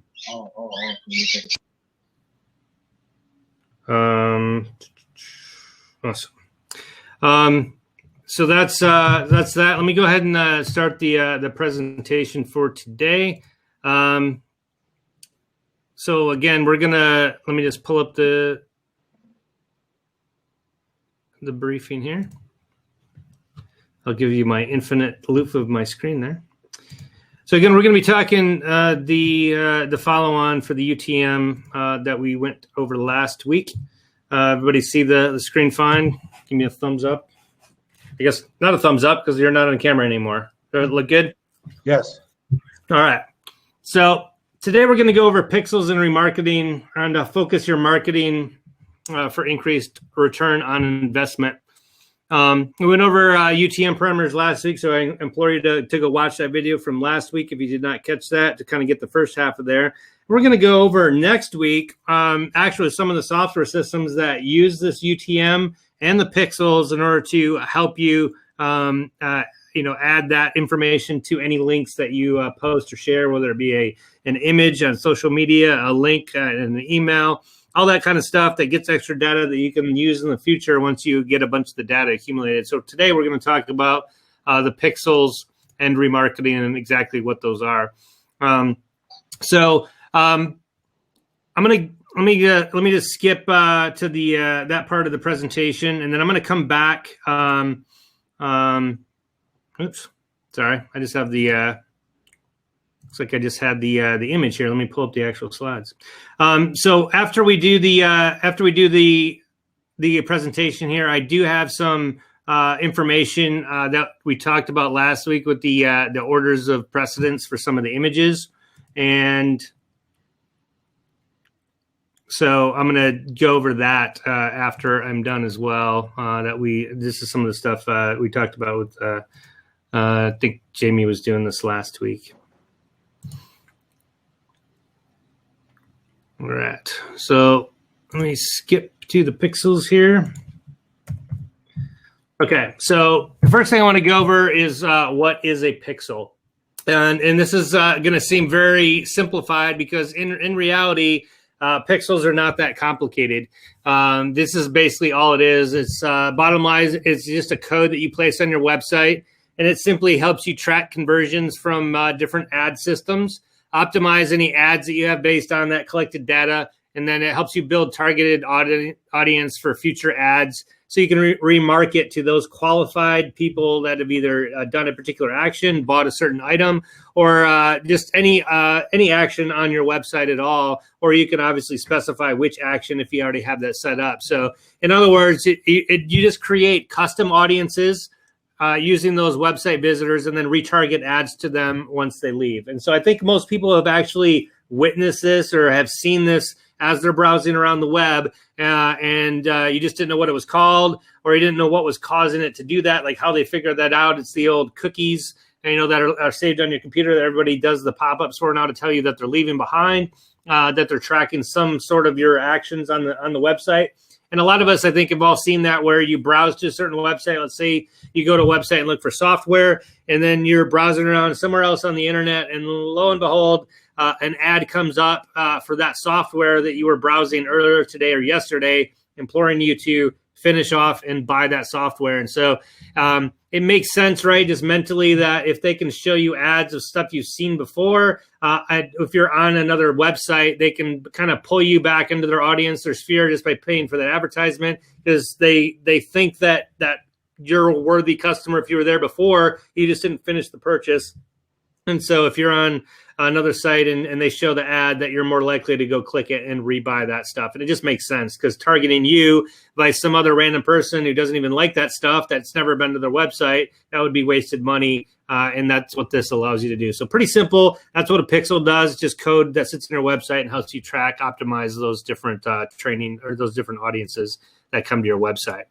And so just more specifically, exactly how do they work? I mean, what do they do, or why would you use it? We kind of already talked about this, but these are the four big ticket things that pixels do to work for your particular business or website. So it helps you measure, right? So you can do cross-device conversions, basically understand how different ads influence conversions, right? So you can tell whether somebody's using a mobile version or if they're coming from different websites. So maybe it's a conversion from an affiliate or some other source. And so we kind of went over that last week with the UTM codes.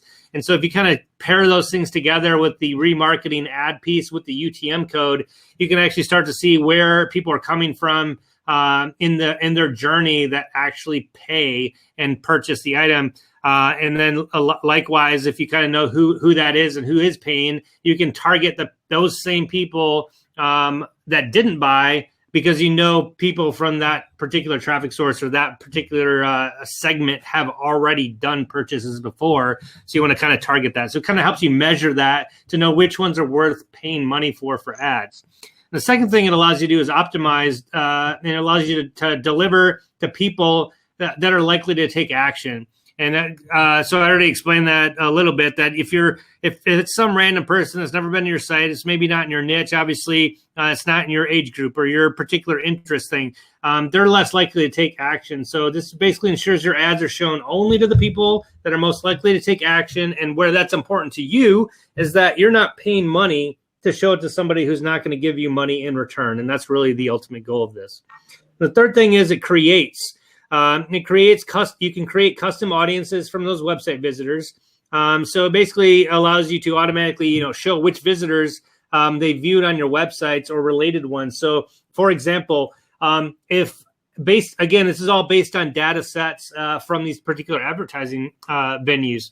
So if there's an age group that has bought software as a service or has paid for other directory services or whatever, have a directory, you can niche down on whatever data you want. If that person has, made a purchase somewhere else, they're more likely to buy the similar thing of yours, even though they've actually never been on your site. So by segmenting out and gathering data on people, you're actually able to create segmented audiences. And then all of these different advertising platforms are then basically able to use that data to sell ads better, or to allow you to have access to segmented audiences that you can provide your ad to that are more likely to buy from you, even if they've never been to your site. And then the fourth thing is it allows you to learn. So it learns about your website traffic, right? When we use those UTM parameters and we kind of know who's buying from us, it helps you give that rich insight into how people use your website. Strictly from using that Facebook pixel dashboard, or the pixel from Pinterest or Twitter or LinkedIn. They all have a bunch of those set up, and each system has their own system. And so depending on which one in your niche is more important, you can use that pixel or use all of them. And we'll show you some systems next week that are able to use multiple or all of those pixels combined, as well as the UTM data. And when you have all of that data combined, that's when you can really make powerful inferences off from your traffic and make your spending habits more efficient and increase your audience, and especially purchasing audience when you start doing ads. So here are the top 5 reasons then, based on what we just kind of talked about, of why you should use Facebook pixels. And I'm going to go to Facebook today. That's probably the biggest one that everybody uses, and I'm just going to use it as a use case. But again, there are other areas that have these pixels as well. So why use that in Facebook? So the first one is retargeting. So we kind of already talked about that. If you go to you see your favorite product right after you've already viewed it online, because that's retargeting. Somebody is paying money to retarget you to get them into their sphere again. So anybody using that targeting option on Facebook to target people who've already chosen to visit your website, they are using that Facebook pixel code base that was in a website that you visited, so that they can immediately start retargeting you to have you pulled back and to purchase from them. The second thing, it allows that tracked conversion. So after you install that pixel code in your website, you can do ad event tracking as well, where you're kind of tracking the ads you do. It'll enable you to track those conversions on your website as a basis on where they're at. So you can actually set up tracking events for different funnel pieces of your website. So if you have a front of your website, or a lead page, or if you have different areas where you're kind of moving them through the sales cycle on your directory, or like, hey, I'm going to go over my features, and then they go to your join page, and then obviously your checkout page, and then the thank you page. Those are like 5 pages that they go through in their experience. You can set up tracking conversions for each one of those events, and you can kind of see where people are getting to and where they're dropping off, or which people got close to purchasing but did not actually get to the thank you or checkout page. And so again, when you segment off that, you can then retarget those ads to the people that kind of almost got there but didn't finish. So you kind of know that they're ready to convert. They just need to be reconvinced to come back, or maybe they forgot, the phone rang and they never got back to it. You can remind them like, oh, hey, by the way, you were about ready to check out, come back and purchase from us. And that's what you can do for the conversion tracking. And the third thing is you can do custom audiences. So again, we kind of talked about that, but just realize, think of all the data that Facebook has, as well as that event tracking. You can basically create those custom audiences that can be used in your ad campaigns if you're for when you eventually start using the Facebook campaigns. So you can target them for people who visited certain pages of your site, who people even who spent a certain amount of time on your website. So if you want to look at people that have been there a long time and spent time on your website but really haven't ever actually purchased, or just retarget the people who've purchased from you in the past. So if they're a client that has already purchased from you, then you can show ads to them to buy something else. And you don't know they already purchased from you, so now you just want them to buy something else. You can just target them as well. The fourth thing is you can do lookalike audiences. And so this is a really new powerful thing from Facebook that you can do when you eventually start doing ads. And basically what it does is that those are audiences that Facebook itself generates for you of people who are similar to a customer audience that you have already created in your Facebook ads. So they're basically based on those wide variety of factors, from age and interests, like what groups they're in, what topic sets they like. And they basically make a group or audience of like the entire population of the world, right? Because billions of people use Facebook. They're using that to create an audience that's similar to your website visitors and similar to people who have clicked your ad and similar to people that have already purchased, even though they've never heard of you, never heard of your website or your directory. And so what it basically allows you to do is trying to mass multiply your niche audience across everybody who uses Facebook, because they're basically, there's no other word for it, profiling you, right? Based on your interests, your pages, your likes. Anybody ever click the like button on there? They're recording that, and they know what pages you're frequenting, and you're liking everything with dogs, right? So they know you're a dog person. So maybe if you're a dog directory, that would help out with that that profiling for your ads. So lookalike audience is something you can do in Facebook. And then the final thing is you can optimize for conversion. So, the last thing some advertisers, when they're advertising for their directory or other websites, often miss is when setting up their ad campaigns. That instead of just running an ad and hoping that people are convert when they get to a website, you want to create a conversions ad that's more likely to do that particular item. Or there's other action items too, where you just want interactions. Maybe you want more likes, or you want people that have a tendency to post comments. They have different audiences in Facebook based on what you want them to do, and you can actually pick that. And so if you're actually trying to create conversions or create leads for people who more likely finish and sign up for lead magnet kind of stuff, they segment out those people who are more likely to do that. So you can actually pick what action you want those people to do and further segment out those lists on people that are more likely, that they will, more likely to actually do that action that you're looking for. So those are 5 things on why you need to use Facebook Pixels for your directory. And so the next question I'm going to kind of address is, which one are you going to use? And I kind of already talked about this, is that LinkedIn has them, Pinterest does, Twitter, Google Ads. They actually have several. Tag Manager has one, Analytics has one, and obviously Facebook does. And I'm going to go over that one today. But they're all a little different, similar, but they all have different ways to get to the pixel or sign up and have it. But they all have their own, and they all have their own unique, information that they can provide for your targeting. So just think about for your genre, for your directory, where you're going to want to advertise. Is it Facebook? Is it Is it more professional like a LinkedIn? Is it more picture-based? You want to do Pinterest, Instagram, Twitter, Google Ads, etc. So they all have their own pixel. So just go ahead. I'm not going to go over all those today. It would take a 5-hour webinar, but they each have their own. So go ahead and take a look at those, whichever one would work best for your directory. Can you only do one or the other? Or can you do multiple? No, you cannot. No, you cannot. Well, so here's the thing. Just like when you talked about in the UTMs last week, if you stovepipe and you only use a couple factors out of the UTM or a specific system, you're only going to get part of the data, you know what I mean? Or you're not going to have the full data or use it universally. And that's the good thing about the UTM for Google, is that became the standard. And now everybody else, if you use that UTM, it doesn't matter what system you're using, you're going to get all that link data because you're using the standard. So for the pixels, that is specific to that particular platform. It's only pulling that data into their platform if you add that to your website. So if that data is not there to collect in that proprietary form for that particular thing, it's not pulling that data in there. And they can't really, other than that UTM data that should be in all your links now, if I convinced everybody to do that last week, it's only going to pull in the data that's available. And if you don't have that individual pixel installed, it's not going to work for that platform. So they're kind of all independent. There's not really a standard pixel data pull, if that's what you're asking. having said that, though, we'll go over some of the software next week that allows you to add in, all 7 pixels, as well as all the UTM codes every time that you add a link. So you basically put in your pixels once, and then every link you add the UTM code in there, it automatically installs and pulls that pixel data from all 7 platforms and the UTM data into one analytical platform on that service. So we'll go over some of those next week that can do all of them.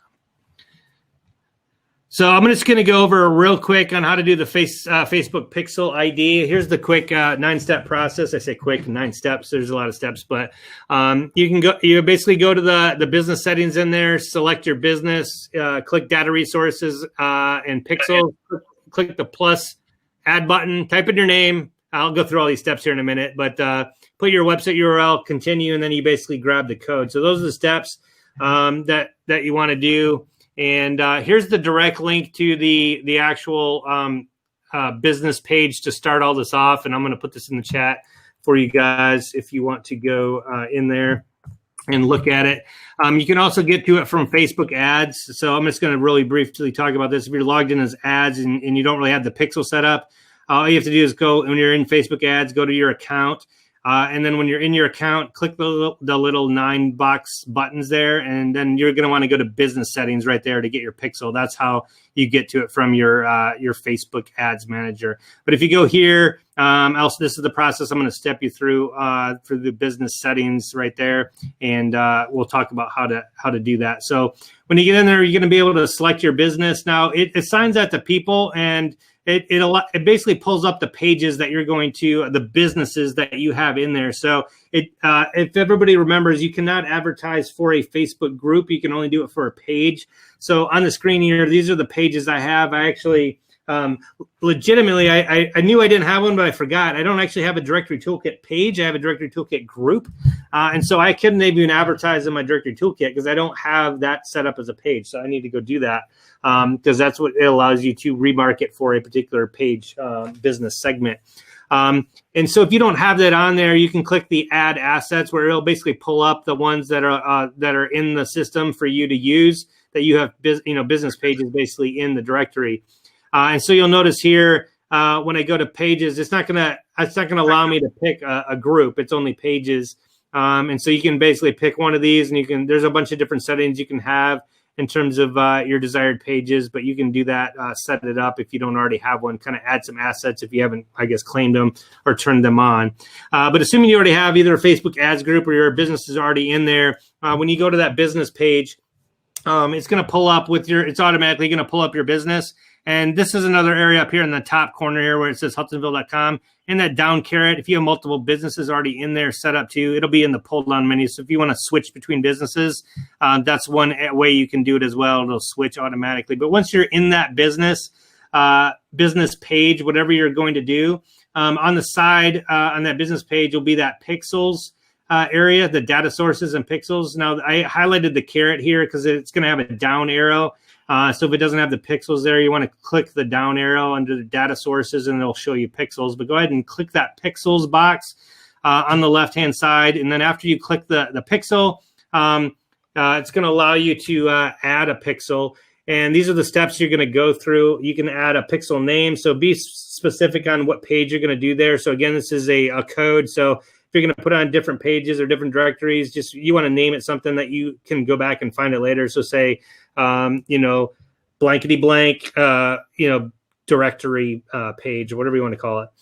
You can put your URL there again, just as optional, but just to remind you of where that's at, and then just hit continue on that page. And then after you hit the continue, it's going to pop up with the screen and ask you how you want to do the code. So it says manage my business or set up the pixel now. So you want that second option where it says set up the pixel now.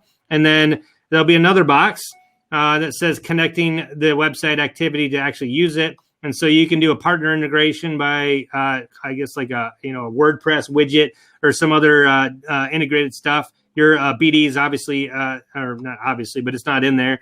You're going to have to manually add the pixel code. So go ahead and click that middle option for manually getting the pixel code. And then finally, that is going to pop up the pixel pixel code to put in your website. So just copy that entire code that you get in there. And what you're going to want to do is go to your settings, design settings, and in that far tab, we have the additional header or CSS code. You're going to paste that entire code into your header and save. So I know there's a lot of steps on there, and again, you can come back and rewatch it. It's not too complicated once you know that you have to click over on the left-hand side under Data Resources, the pixel, and everything else is pretty self-explanatory as long as you know where to actually put the code once you get it. Any general questions on that setup and how that would get into your website? Do you have these slides available, or do you have to just rewatch? No, I can. I'll put it up on the video today, since you're asking that. I'll put it up on the directory toolkit video page. I'll put it on there since I can edit on BD. I'll just put the slides in there. Does that work? Sure. You didn't seem too enthused on that, Jamie. I'm gonna send you the slides. I'm joking. But I'll send you the slides to you in format on Messenger after we're done. Sound good? No. I was thinking of something else when I said that. So Ryan, if I have 2-3 businesses under my Facebook profile, I can actually get all those pixels from my Facebook from Business Manager? Yep. Okay, great. Thank you. So, and again, obviously there's a lot of different depths you can do on that, but this is just to show you how to get it. And so there's a lot more how to do it in Facebook and all that stuff. But the real question is, why am I doing this now? So I'm not going to advertise. I don't have the budget for it. And the reason for why you want to do it now as opposed to later is because the data isn't there to action unless you have the data. So what happens is if you put it in there now and you start capturing what people are doing now and start segmenting your audience and kind of knowing who's visiting your website, when you go to actually advertise and spend money, there's data in your Facebook system. When you say, I want to advertise to people that have been to this or bought this, and you set all that stuff up ahead of time, it's not, the data is now in there. And then you can immediately remarket to those people when you have a budget because you have data. If you don't have data, you're going to I want to remarket to everybody who's bought something from me or who's went to my checkout page or who's even been to my site. And you have no idea who that is because the last 2 years of marketing data of people that have been on your site, you just don't have because you weren't tracking it. So hopefully that makes sense to everybody. And then you can install that and start getting some data. And then again, the efficacy of comes to that when you actually start advertising. Could you put that Facebook business URL in the chat? Oh yeah, I'm sorry. I thought I did that. For some reason, it is pasting things in as pictures, and I don't know why. Hold on a second.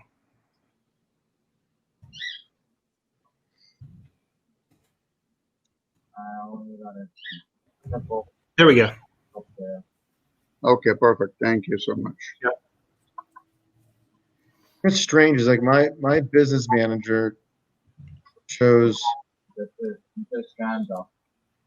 2 different links. One's to my other company and one's to my businesses. I don't know. Well, I mean, obviously you want to pick the business one that you're trying to target to or you're going to use the ads for. Yeah. And what about the certain businesses which are not listed on your business manager? Can you add them? Yeah, that's what's weird. Mine. Well, you should be able to say add assets, I think, and that usually comes up with all your pages. Like if you want to add those into that list. It is not showing up what I wanted to see. So how do I add those businesses which the pages I have it on Facebook? What are you seeing on your screen? It is showing me like I have let's say 3 businesses which are showing up and also my own profile.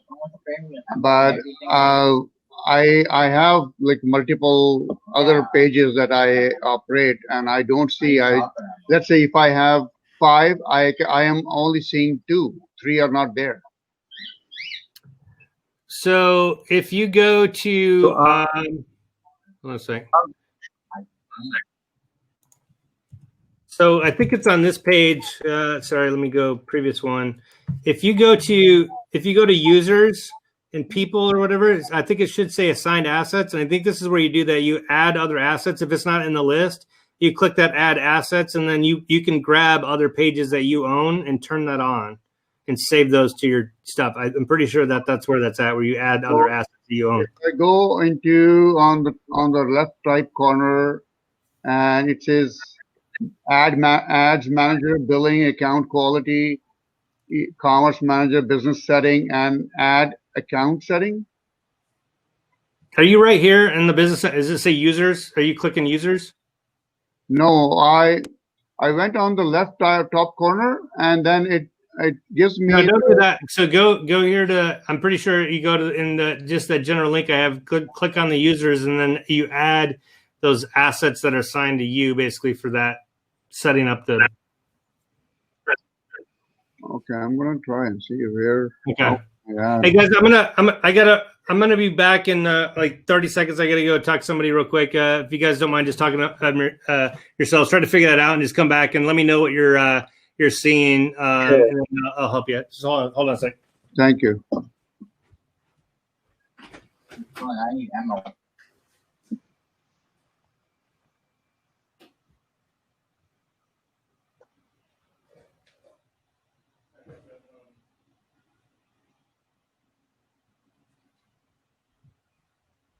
I'm still on a weapon. If you need help, just ask my wife. Otherwise, I can just come grab me and I can jump off for a bit. Replacing everything all over again. Okay.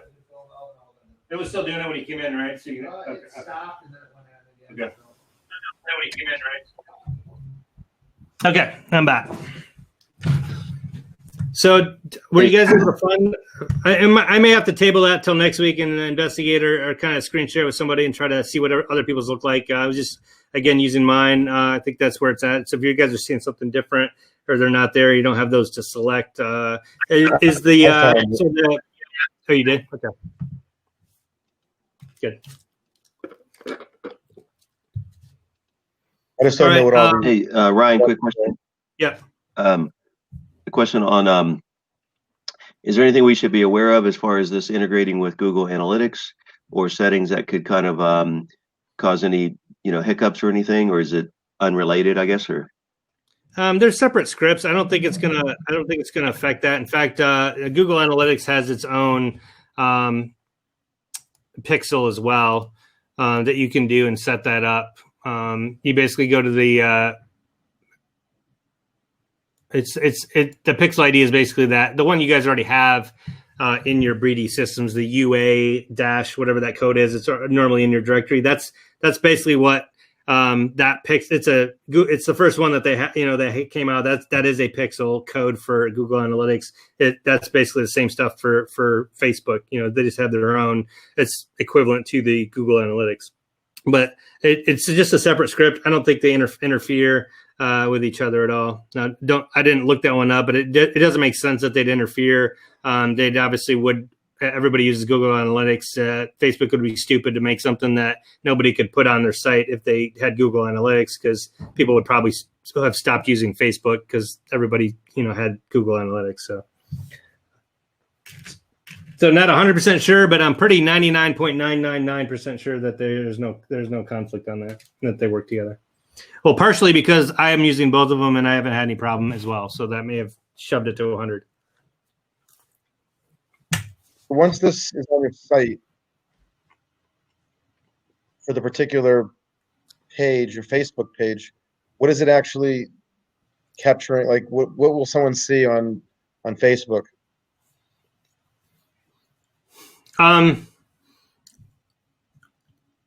Basically, it's gonna be like Google Analytics. It's just gonna be when you go to make the code and you're gonna remarket to a particular thing, it'll have all of your stats in there of whatever you've gathered from your site to be able to remarket. So, and I don't have that in a presentation form, or and I'll be honest, I'm more of in the data pull portion for mine. I've just added it in there. I haven't done a lot of spending in order to remarket to that. So I could probably go over that sometime again, but it'd be looking that up, what it looks like in mind to get a presentation. I'm not that well versed exactly on how to on what it looks like to just talk through it, just jumping into it.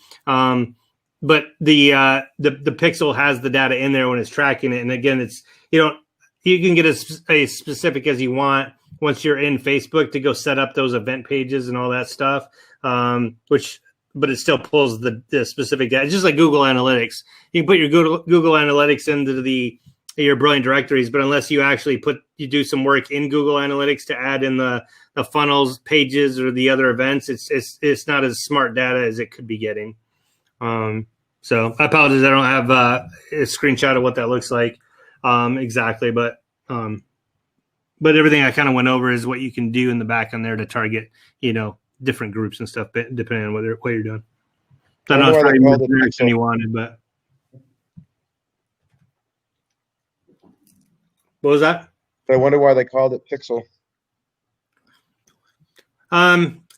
It's called a pixel because back, I don't think it's a thing anymore, an issue. But when that first started out, there was no way the scripts weren't as good. The JavaScript and the actual the standards for the browsers weren't that good. So what they actually did was they added in an invisible picture that you couldn't see somewhere on the website, and it was actually a 1x1 transparent pixel. And so what happened when you loaded that 1 pixel by 1 pixel transparent image, it basically loaded that image or whatever, that script, and so it knew that you went to that page because it basically had served that image to your computer. Like a cookie. Yeah, it's not a cookie, but it literally was a 1x1 transparent pixel image. So that's why they call it a pixel.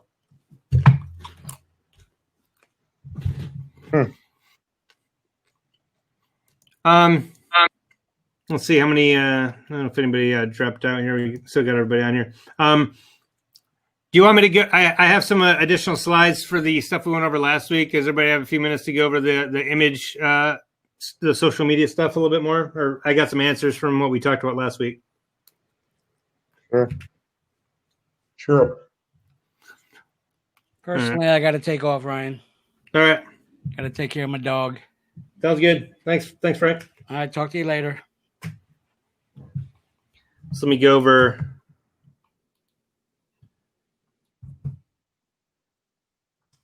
So last week we talked about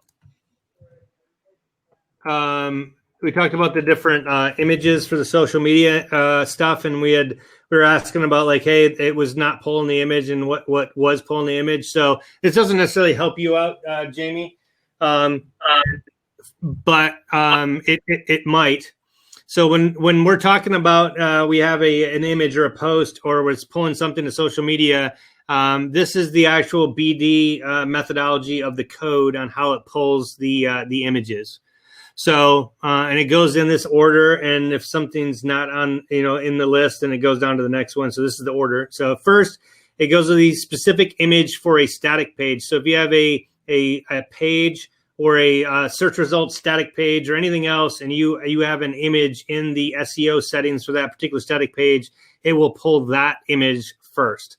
Second, it will pull the post image or photo album. So for posts like events, articles, or coupons, or albums like photo albums, properties, classifieds, etc., it'll pull the actual first post image or album cover that you have uploaded for that particular item. And obviously, if there's no image uploaded for that, it will skip past that step. The third thing is it pulls the profile photo or the logo for the profile pages. So, and this is dependent upon whether they have selected an individual or a company profile. So if it is a company profile, it will pull the logo. If it is a individual or a personal profile, it will pull the profile photo. And again, that's mainly because that's the actual one that's going to be showing on the page, depending on which one you picked, individual or company. Fourth thing is it goes to the first search results image for search results pages. So if you have a search for pizza and you share that page, unless that SEO settings for that page has something more specific, i.e. reference the orange one, number one at the top, where you have a specific SEO page setting with an image on it, it's going to show that first search result image, that whatever shows up on your directory in the social media. The fifth one is the default social media image. So if it doesn't have anything more specific, because it obviously assumes if you upload something for a specific page or for a particular post, it's going to pull that. If there is nothing available, it is going to go with the default social media image for your directory that you upload in the admin. Finally, if there's none of that stuff and you actually have nothing at all uploaded to your website, it's going to use your website logo. And then after that, if you don't have a website logo and you're just using the text in the icon thing instead of a website logo, and you don't even have a website logo, it will then use the image from the default homepage slideshow, because it kind of assumes that whatever you're putting in the slideshow background is something relevant to your site, and we'll use that. So that's the 7-step process that the BD system uses to pick a social media picture. And so you can kind of use it like a troubleshooting guide if you're not seeing something, or you're seeing one thing by something else that you thought you were going to see. Kind of work your way up the chain on this one and kind of see if something above where you're looking at the image you think should be there. See if something above in the food chain there is actually installed or being utilized, because that may be what, I'd say, causing the problem, but why it's pulling a different image. So hopefully that'll help you, Jamie. I don't know if it may just still be a bug on that one if it's not pulling it. We'll talk about some other things in a second, but that is the order of precedence. So the next, so now you know the order of precedence. I'm just going to go over a couple of those options on how to do that. So we talked about setting a site default social media image. So that is in your settings and general settings in the brand images tab. There is a default social media image at the bottom there where you can replace the default social media image. And so just like we said, that one is down here on step number 5. That's the default social media image here in the green. That is how you do that for the actual particular site. You can also do a page default social media image. And so you can pull up either in the SEO settings or any particular edit web page. On the far right, there's a SEO tab here. You're going to click that to open it up. And there's the social media stuff there. And this is where you upload that image right there. That's the social media shared image. And so that, again, if we're going back to the list here, that is number 1 for the SEO or the page. You're uploading a specific image for that static page, and that is the Uber trump card there if you upload that overwrites the default. Yep, that overrides the default. And so here's a couple different scenarios that you may see, and something that they toss out on their site. So let's say the first one, if you share a profile page, it's going to use the profile photo or logo of the member, depending on whether it's a company or individual. I kind of already talked about that. So the company or individual is influencing what is being pulled. If you share a post type like a coupon, it's going to share that image the member uploaded for that particular coupon. So if they didn't upload an image, it's not going to obviously have one to share. If you're sharing a property, and this is a multi-image one, it's going to use the album cover image, that first one that they uploaded for that property. So if they added a picture of the back closet as the first image, and then they uploaded the front of the home and other stuff later, and they didn't redo the order, it's going to show that closet picture first, because that's the one at the front. So whatever the one's in the front is going to show. And then if you share a search results, we already said that it'll be using the image associated with that first search result. And then if you share a static page, it's going to use that image specified for that static page. Or if it's not, there's no image specified for that page, it's going to continue down that list, on the previous page until it finds an image that has been specified. And so it does that all dynamically as you go through the system. And so here's just an example of the post override thing. Let's say they add a post in here, and you notice they didn't add an actual preview. They didn't add a picture uploaded. So if you go to the website here and you go to the articles, for example, there's no image, right? It just says typographers in the city, and there's no image because they did not upload one. Now, if you go and share that on the internet, it's not going to have a first picture. It's not going to have anything in here for the search results because there's no image there. It's actually going to pull your site default that you have in that admin setting that may have nothing to do with that post at all, but it's pulling that image because that's the next thing down in the list that it's finding in your website, and it's just pushing that that default site image. So sometimes people wonder, they push it and they see a hummingbird, or they see that default random one that comes with the theme that they had installed. The reason they're seeing that is because they don't have any content. There's no images uploaded. They've got a bunch of listings that have no logo that have been updated, no logo, no profile picture, and they haven't updated their actual website default one, either for the static page SEO results or for their homepage. And so what ends up showing is that hummingbird that was part of the theme, and they're wondering why that happened. So that's why just kind of walking down that list and going down there as the default. And then what we talked about last week, and I'm just going to put it here for everybody this week as well, in this little segment that I'll clip out, is that if for some reason it's showing an old one and it doesn't show the latest post that you updated or the picture, is because Facebook caches the images. If it's somebody's visited there before, it's going to pull the image, shrink it down. It's going to already have something there for it. So you'll want to go to this developers.facebook.com/tools/debug. And when you go there, you want to put the image URL that you are looking for.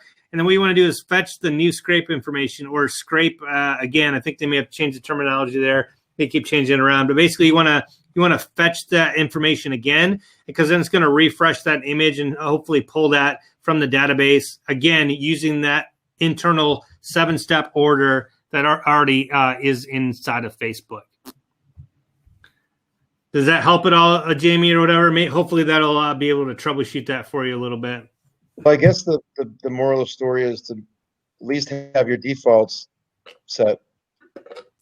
Exactly, because then it's never gonna pull something you don't want. So I'm more. What is the all locations badge? What, like, when does that come up?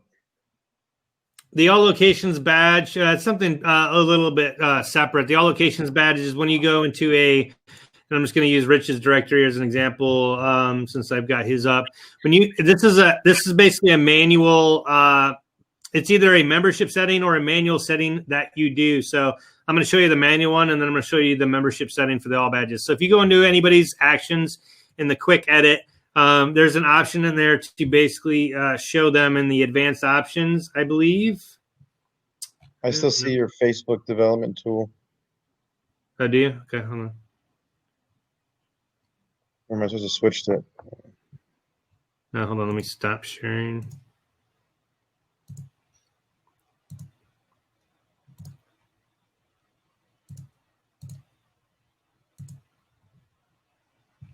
Is it good? Oop. You good? Okay. Slow. Oh, slow. I have to keep going back and forth. Oh yeah, okay. It was good. Okay. Good. All right. So now in the actions, you want to go to quick edit and this is per listing. Then you can go in here and the listing settings, and it says list in all locations. You would click yes. So whenever that is yes, that will give them the listed in all locations badge. Because you're basically listing them in all search settings. The other way to do that is in the membership plans. And let me just make sure I didn't actually do that for that. You saved it, I think. No, I didn't. I just clicked out of it. So then the other, hold on a sec. The other option is in the finance membership plans. And it's in, let's say you go to edit a particular plan. And then inside the visibility settings for a particular plan, or the search visibility, it has a you can put all to auto list members in all locations. So if that has an all in there, which we have set up for this one, because again we don't really care about the location, that will put everybody in every location search as being an option. Which you really don't want. Well, potentially he does, because it's all online podcasting stuff. Oh yeah. So what I wanted them. Remember yesterday I was also having that issue where I wanted to give somebody more areas. More locations than the actual. Yeah. So I said we were going to talk about that in the webinar. So his question is, no, go ahead. This is perfect because what they should do is just add a thing here like for not. I'm just gonna go back to like the member. Go to the quick edit. Yeah, I know what you're saying. You're saying for that member, just allow 11 or 12 or 20. I mean, to be able to edit on per member would be nice. Yeah, so I mean that's a suggestion that you can probably toss in the suggestion form there. Yeah, because that makes perfect sense. So what we're going to talk about in here, and that's probably the ideal thing, Jamie, is to have that option there, but it's not there. It's either all or less than all. What he's saying is, let's say this was 10 for the max location limit, and you want to have these set up where you get 10 of those, but they're in the community member category. Let's say somebody else joins the membership level. I want to give them a perk, or I want to change their settings. The question is, how do I get one person to have 15 without doing something separate? So the only way to do that is you're going to have to go into the SQL database and just change that one person's that column table for that one person to change that one number for them. The only other option is because there's no way in the data, there's nothing in here to automatically do that for you. And then the only other way to do that, which I think they suggested on the actual forum there, is you could make a clone of the community plan and make them the only member of community member 15, where you get 15 locations, right? Well, the question on that was though, will the membership like if they're in that particular membership, will the money go, or will the revenue transfer to the, like, I don't know how that will work with the revenue, but yeah, anytime on that revenue stuff, unless you can get really specific on the revenue stuff, like if then what unless you have that specific scenario, it's hard to tell what that would do other than speculating. I'd probably go ask BD that question and then make test that out. What I just did is I just opened it for now. I opened it up until they add the locations, and I'm going to switch it. Yeah, but it shouldn't change the plan. Like if it's the same plan, same payment plan or whatever, it's not going to refresh their payment unless it goes to a new time frame. So if you move them to, let's say this was a higher price plan because you gave them 15, and you move them into that category, I don't think it's going to. It won't. They'll be on whatever plan settings are in their their transaction history. So you'll be able to see what plan they're in and then how much the next bill is going to be for charging. And I think if you move them into the plan, it should change that to the next billing cycle. It's going to bill whatever plan they're in. And so it'll probably be that the next billing cycle, it should just be that higher amount or the same amount, right? If it's the same, you're just giving them the extra, stuff. It doesn't change their time that all of a sudden now they start now instead of when they originally started. I don't think so, because it ports over that data, and that would be an easy one to check. Is just add a dummy one in there, or move somebody over, or move them back, or somebody that you don't mind messing with, and then seeing what happened with that. Yeah, because there was another thing that I wanted to do so if let's say on the categories, if they only had 5, they're only out of 5 categories, but I want to let people add categories, but charge them for it. The only way to what? Yeah, there's really not a way to do that. The only way to do it though is they suggested to create a new plan and have them upgrade to that plan. Like just hide the plan, but then let them upgrade, like make it a hidden plan, but then let them upgrade to that plan.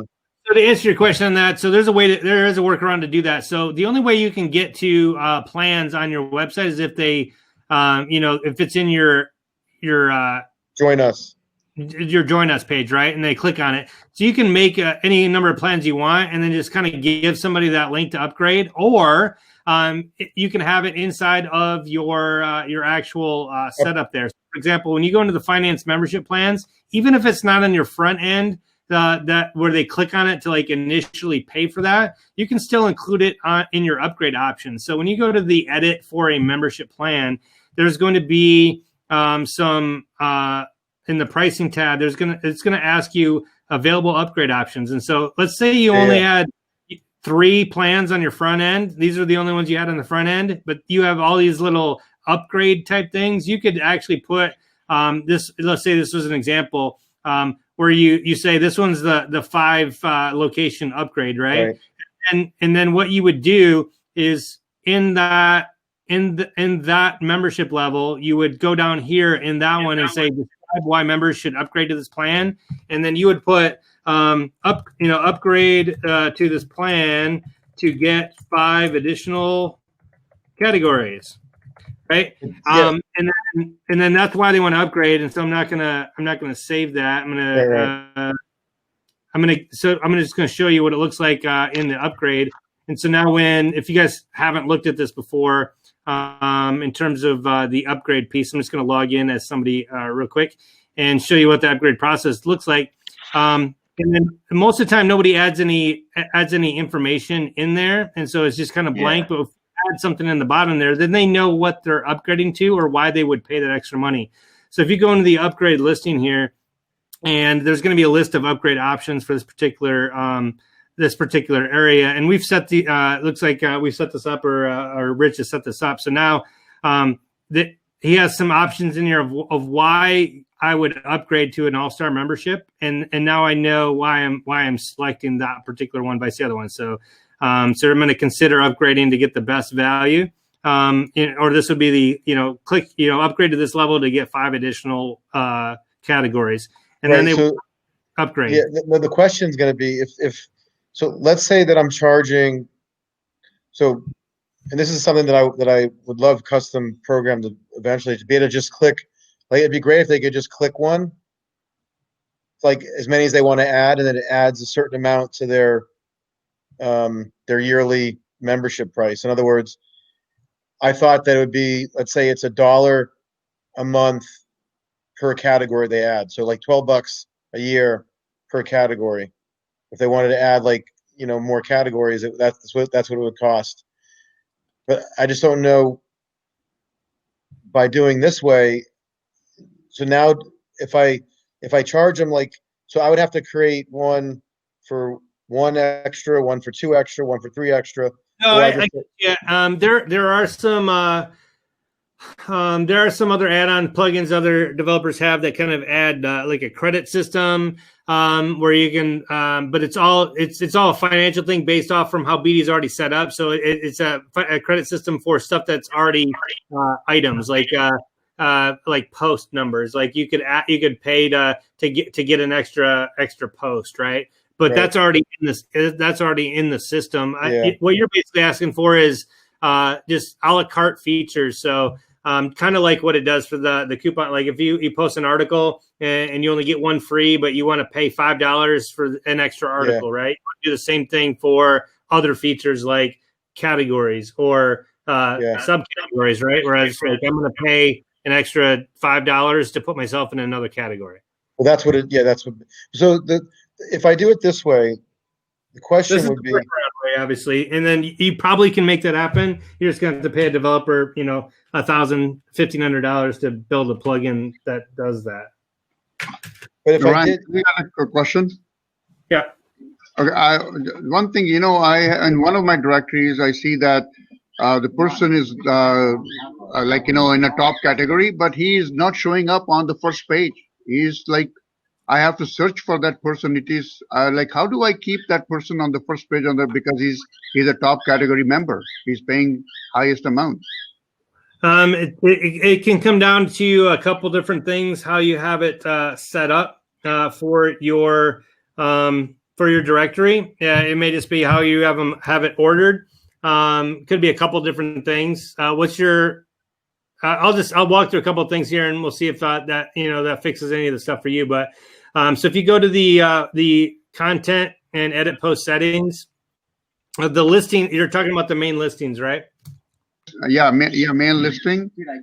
Okay, so go to the edit for member listings, and in there, in the search results design at the bottom, there's going to be a little blue drop down, additional settings, and this is where you want to order the results by. So you either want to do A to Z, a default random A to Z, member ID, or number of reviews. You can select the order default by, and so if that's set to a certain way, that will affect how the results are ordered. That doesn't really affect the premium vice, lower plans, the silver, gold, or whatever. That's in membership. That's just the order. That's based on a membership level. So that next part is in the finance membership plans, and you actually set up the search priority for each particular search group. So you can tell this right here in the membership plans. It'll say right here in search rules. It'll have the search priority right here. And so depending on how the priority you have set up, it'll be usually just 1, 2, 3 on down, but you can get it as large as you want. But that's where it shows up. But where you want to edit it as, go into edit. And in the search visibility, there's the thing at the top here. It's going to say search results priority. And so you want to make sure that your premium plan, whatever that is, has a lower number than everybody else. So if it's your 0 is the top priority. I usually put the top one as 10 just so I have some stuff above it. If I make up Uber plans later, I just keep the top one as 10 or 100, whatever you want to do. And then you just lower everything by, I usually go 10 and then 20, just so I have some gaps in there to kind of slip people in on search results if I need to. So I always put the top category as 10, and then make sure you save that. And you got to do that for every category. And then your premium ones should show up first because they're the only ones with 10. Right. Okay, so but default, it is 0 from BD? It's either 0 or 1, I think. But I think it's 0. Is it 0? But The lowest number is the top. That's what you mean? The 0 is the highest priority, yeah. Okay. All right. Okay, I'll look into it, but I will book a time with you, and then we will go through that. Thank you. So it's the reverse of what you think. Was that? It is the reverse of what you would think. Yeah, like higher numbers per higher priority. So the only other thing that can change that, and this is usually the opposite of they are at the top and you don't know why they're at the top, as opposed to they're not at the top. But I just want to show you this for everybody watching as well on the replay. Go to if you go to the members member item and search the members, you can also look at it. You can also go into the quick edit. And so you'd want to do this for the person that's showing at the top of the list. You want to go in the quick edit and go in the advanced, the listing settings, and it says homepage featured order member. So if you feature them, you'll actually put them position 1. That's on the homepage. If they're showing up on the homepage on the featured members, actually, get pinned to the top. That'll put them at the top. So that's just for that featured member widget. But that kind of, if they're showing up in a particular position, that you may have that set that they're featured and in that particular area. Yeah. Is that different than new members? Yeah, but what I'm struggling with is that it is in the directory where all are listed. When you go to search directory, the first person shows up. It should be like top paying member, and they are not there. Yeah, we can take a look at that. That's in your membership. That's one. It's probably the membership settings, but we'll look at it. And then, so that's for that's for that. And then for the actual posts, you can do. It has a scheme. Yep. Ryan, for the featured members, it's actually kind of reversed. When you do the feature, because you can go to my homepage and it only features up to 24 people, but it goes kind of in reverse. So I put everybody on 24. If that makes sense, but. Not really, but I guess I don't know. Maybe that one's opposite. Obviously, if it's in reverse, and just flip them, and then that whatever makes it show. But I thought it would be the other one, but you may be right. It may be the opposite for that one. The other one that you do sometimes that you may see is that this is for the post types. If you go to a particular post type, whatever it is, you're going to see this set as featured checkbox. So this isn't for the membership level. This is for the posts. But if you have that set as featured, that's automatically going to boost that up to the top, regardless of anything else that's in there. And so if something's floating at the top and you don't know how to get rid of it, it may just be because that's selected as featured, and you need to uncheck that, and that would solve that. Yeah, I was wondering about that. Quick question on what's the difference between a community blog and there's two different blog postings. Yeah. So the question he's asking is, what is the difference between a website blog article and a regular article? So the only difference is normally who can post to it. So normally you only want the website blog article for the admin to post to it. Okay. Let me just go to the blog article because this has a field in there that are not in the other ones. So let me go to edit. And so it virtually looks the same as an article, but this has an additional option that says feature on homepage.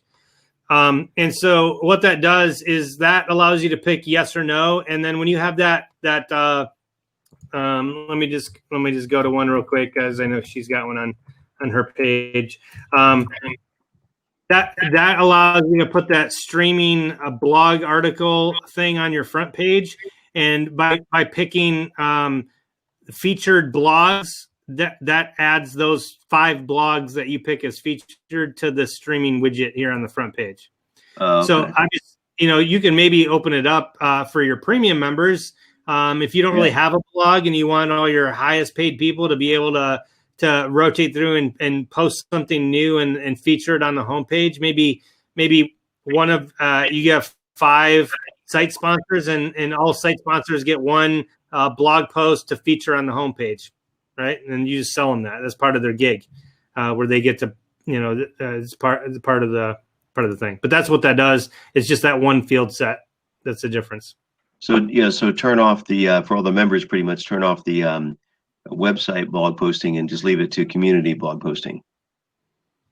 Well, whatever you have it renamed as, but yeah, that the blog is this, the article is the normal one minus that.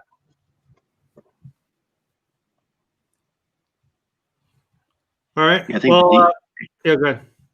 I think the default is they have it labeled like one is like if you go back, there's website. One is labeled as website. It's blog art. It's a blog article. Blog article. Community article. What you want to really look for is blog and articles, or here for the form. If you've renamed this, sometimes that happens where you call it newsletter or something instead of blog. Just look for the blog article and then member article. That's the difference, member and blog. So this is the admin one. All right, well, guys, I got to run. I know we've been at this for 2 hours and 48 minutes. So thanks for joining. One last quick question. Yeah. About the way that the listings come in when you were on the results. Do you suggest keeping them A to Z? So I guess first would be the priorities first by the membership level, right? Or you can set up there 0, whatever, blah, blah, blah.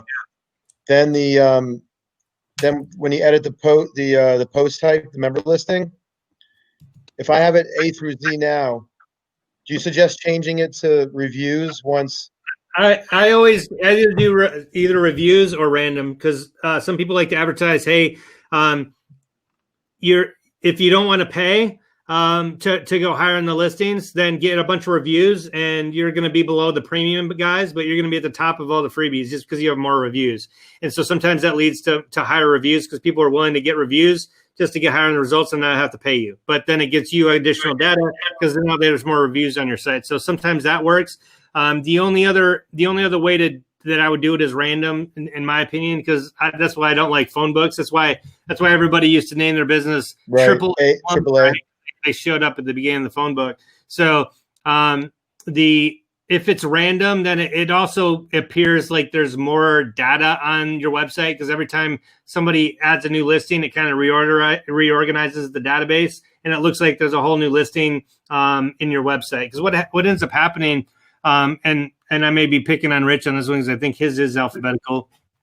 And we can probably swap this, but if you have it alphabetical, every time I click search, it's going to have the same numbers in there, that come up first.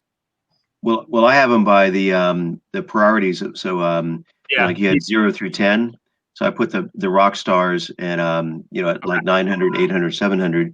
But if you go to the homepage there, I do use the random feature though, Ryan, on the homepage, and I love it. Because on the homepage, you scroll slowly, you'll see those featured members, first.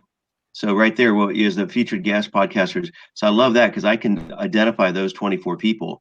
And then actually, Jason on the last call gave me, I had these 4 across. Jason said to put them 3 across, which makes them a lot more older. Right, it makes the logo bigger. Right. Yeah, then right below that, you'll see the actual members besides the featured members below the videos. And where it says like new members, I guess right below, there it is. So that actually, and you'll just take a mental picture of those, and see they're 4 across instead of 3. They're not as big, but also when if you take a mental picture of those people, now you hit refresh, all of those people are going to come up as new again because they're completely random. And mine's probably easier. I'll show you in mine because it's a picture or like a logo, so it's a little bit easier to see. But yeah, so exactly the cool thing about that is it looks like your site's being refreshed or people are joining your website all the time. Because otherwise, what happens is if you don't do that. And they come back to your site 2 weeks later, and the same business is welcomed as the last business to join. They're like, wow, nobody's joined the site in the last month. It's the same business. So here we go. So here's mine. I just have it a little more simple. I do have it 3 across, right, and recent members. So tactical promotions and the area chamber of commerce in the church, right, and a credit union. But if I refresh that, or somebody comes back to my site tomorrow or next week or whatever, oh look, we got Tactical Games, the pizza place, and the Craig's. Where do you change that? So that is in the if you go to the settings and design settings, it's going to be the second tab in there where you're going to do the actual homepage design settings. And when you go in that section, once it loads here, you're going to where you get to pick which settings are turned on. As soon as you add in a new section that you turn on for the homepage, there's another section underneath that, which sometimes people don't realize in the homepage layout that it adds in so when you add stuff in the section order, a lot of times people will go, oh, I want this streaming videos and events and members or whatever.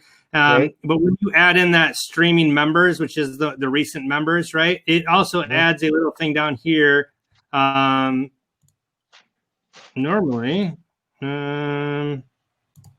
that's interesting. Oh, there's an update for everybody. There used to be another tab down here that said homepage section order settings. And so what happened is that when you turned this on, this blue button wasn't there. You'd have to scroll down here, and all these would basically be replicated. You have to change the settings. Now they made it so you don't forget that there's settings down there. So now you just have to click on edit settings. So let me do that real quick. It looks like it's going to come up with a pop-up. Now everything that was below there is now in here. And so you can select, this is where you select 3 rows, vice 4. You can select the sort order by, instead of newest, you do random, and that's what I've got. And then you can prioritize it by different membership plans. So if you have a featured group, you don't have to use up your featured section. You can actually have only the primary guys featured on the homepage. So you can kind of deselect some of the membership plans. And then you can choose whether you want to display the about, top sublevel or additional information, or not to display anything and just show the logo, for example. And then you can also turn off or turn on that view all button. So maybe you don't want to view all the listings or all the events. You just want to highlight those 8. And that's that little view all button on the side. So go ahead. So Rich, what do you do for the feature? Do you give certain people featured over the newest members? Like what? Yeah, we will be doing that in the future. Right now, I'm just kind of doing it, to kind of for more prominent, podcasters, more prominent resources, the brands. I'm just kind of creating it for the optics when people land there. Yeah. So how are you picking the featured? Are you selecting specific? I just go to the member and then the quick edit feature that Ryan was showing earlier, and then you can under the listing settings. And believe it or not, it's a little kind of not complete hack on the system, but I was trying to number them 1 through 24, but that would forget who was number 18, who was number 17, or whatever. So I just put them all to 24, and then if I get a new member I want to feature, I just make them 24, and then they get moved around. Yeah, and then you just have it random. No, on the no. Once you feature them, they're not really random. They're just 1 through 24. But I if don't they're all think you can do 24, that. how do they lay out if they're all 24? I think it They does the all newest just- one, right? Oh, it goes by the newest? Yeah, like maybe you can see. Well, so let me go back in there. Actually, that's set up in your streaming featured members, right? So I think you just have it as newest and then order, right? It's put them. Oh, it's descending, so the newest one will show up first, right? Yeah, because you can't. I don't think you can do that for random. Potentially, it's another way of adding revenue to your site. Oh yeah, definitely. Like we anticipate adding that as a our highest one of our levels is being a featured member, but right now, Right. You just putting content there. Yeah, exactly. Yeah. Yeah, if you guys go to Jamie, I don't know if you saw this one on the webinar. I actually go into that on a presentation on the multi-access monetization pieces, and that's one of the things that we talk about. So if you just go to the newest videos, I actually pinned it at the top for everybody. It's webinar number 9, the truncated version of that discussion, but I kind of go over that directory process and kind of how to monetize and add additional revenue streams Number 9? as your website. So, all right, hey guys, thanks. Thank you. Yeah, I'm out thanks of so much. time. I got to run. So, I appreciate it. Thanks, Ryan. thanks, guys. And again, this will be a long one on the video for the recording. I'll try to break it up for later. But thanks for everybody for joining. Real quick, what's Rich's podcast website? It's podcastersdirectory.com. Podcaster directory. Who's buying the beer today? Who volunteered for the beer? I didn't get that name. I'm already 3 in right now. So All right, sweet. Podcast. All right, y'all. Have a great Labor Day weekend.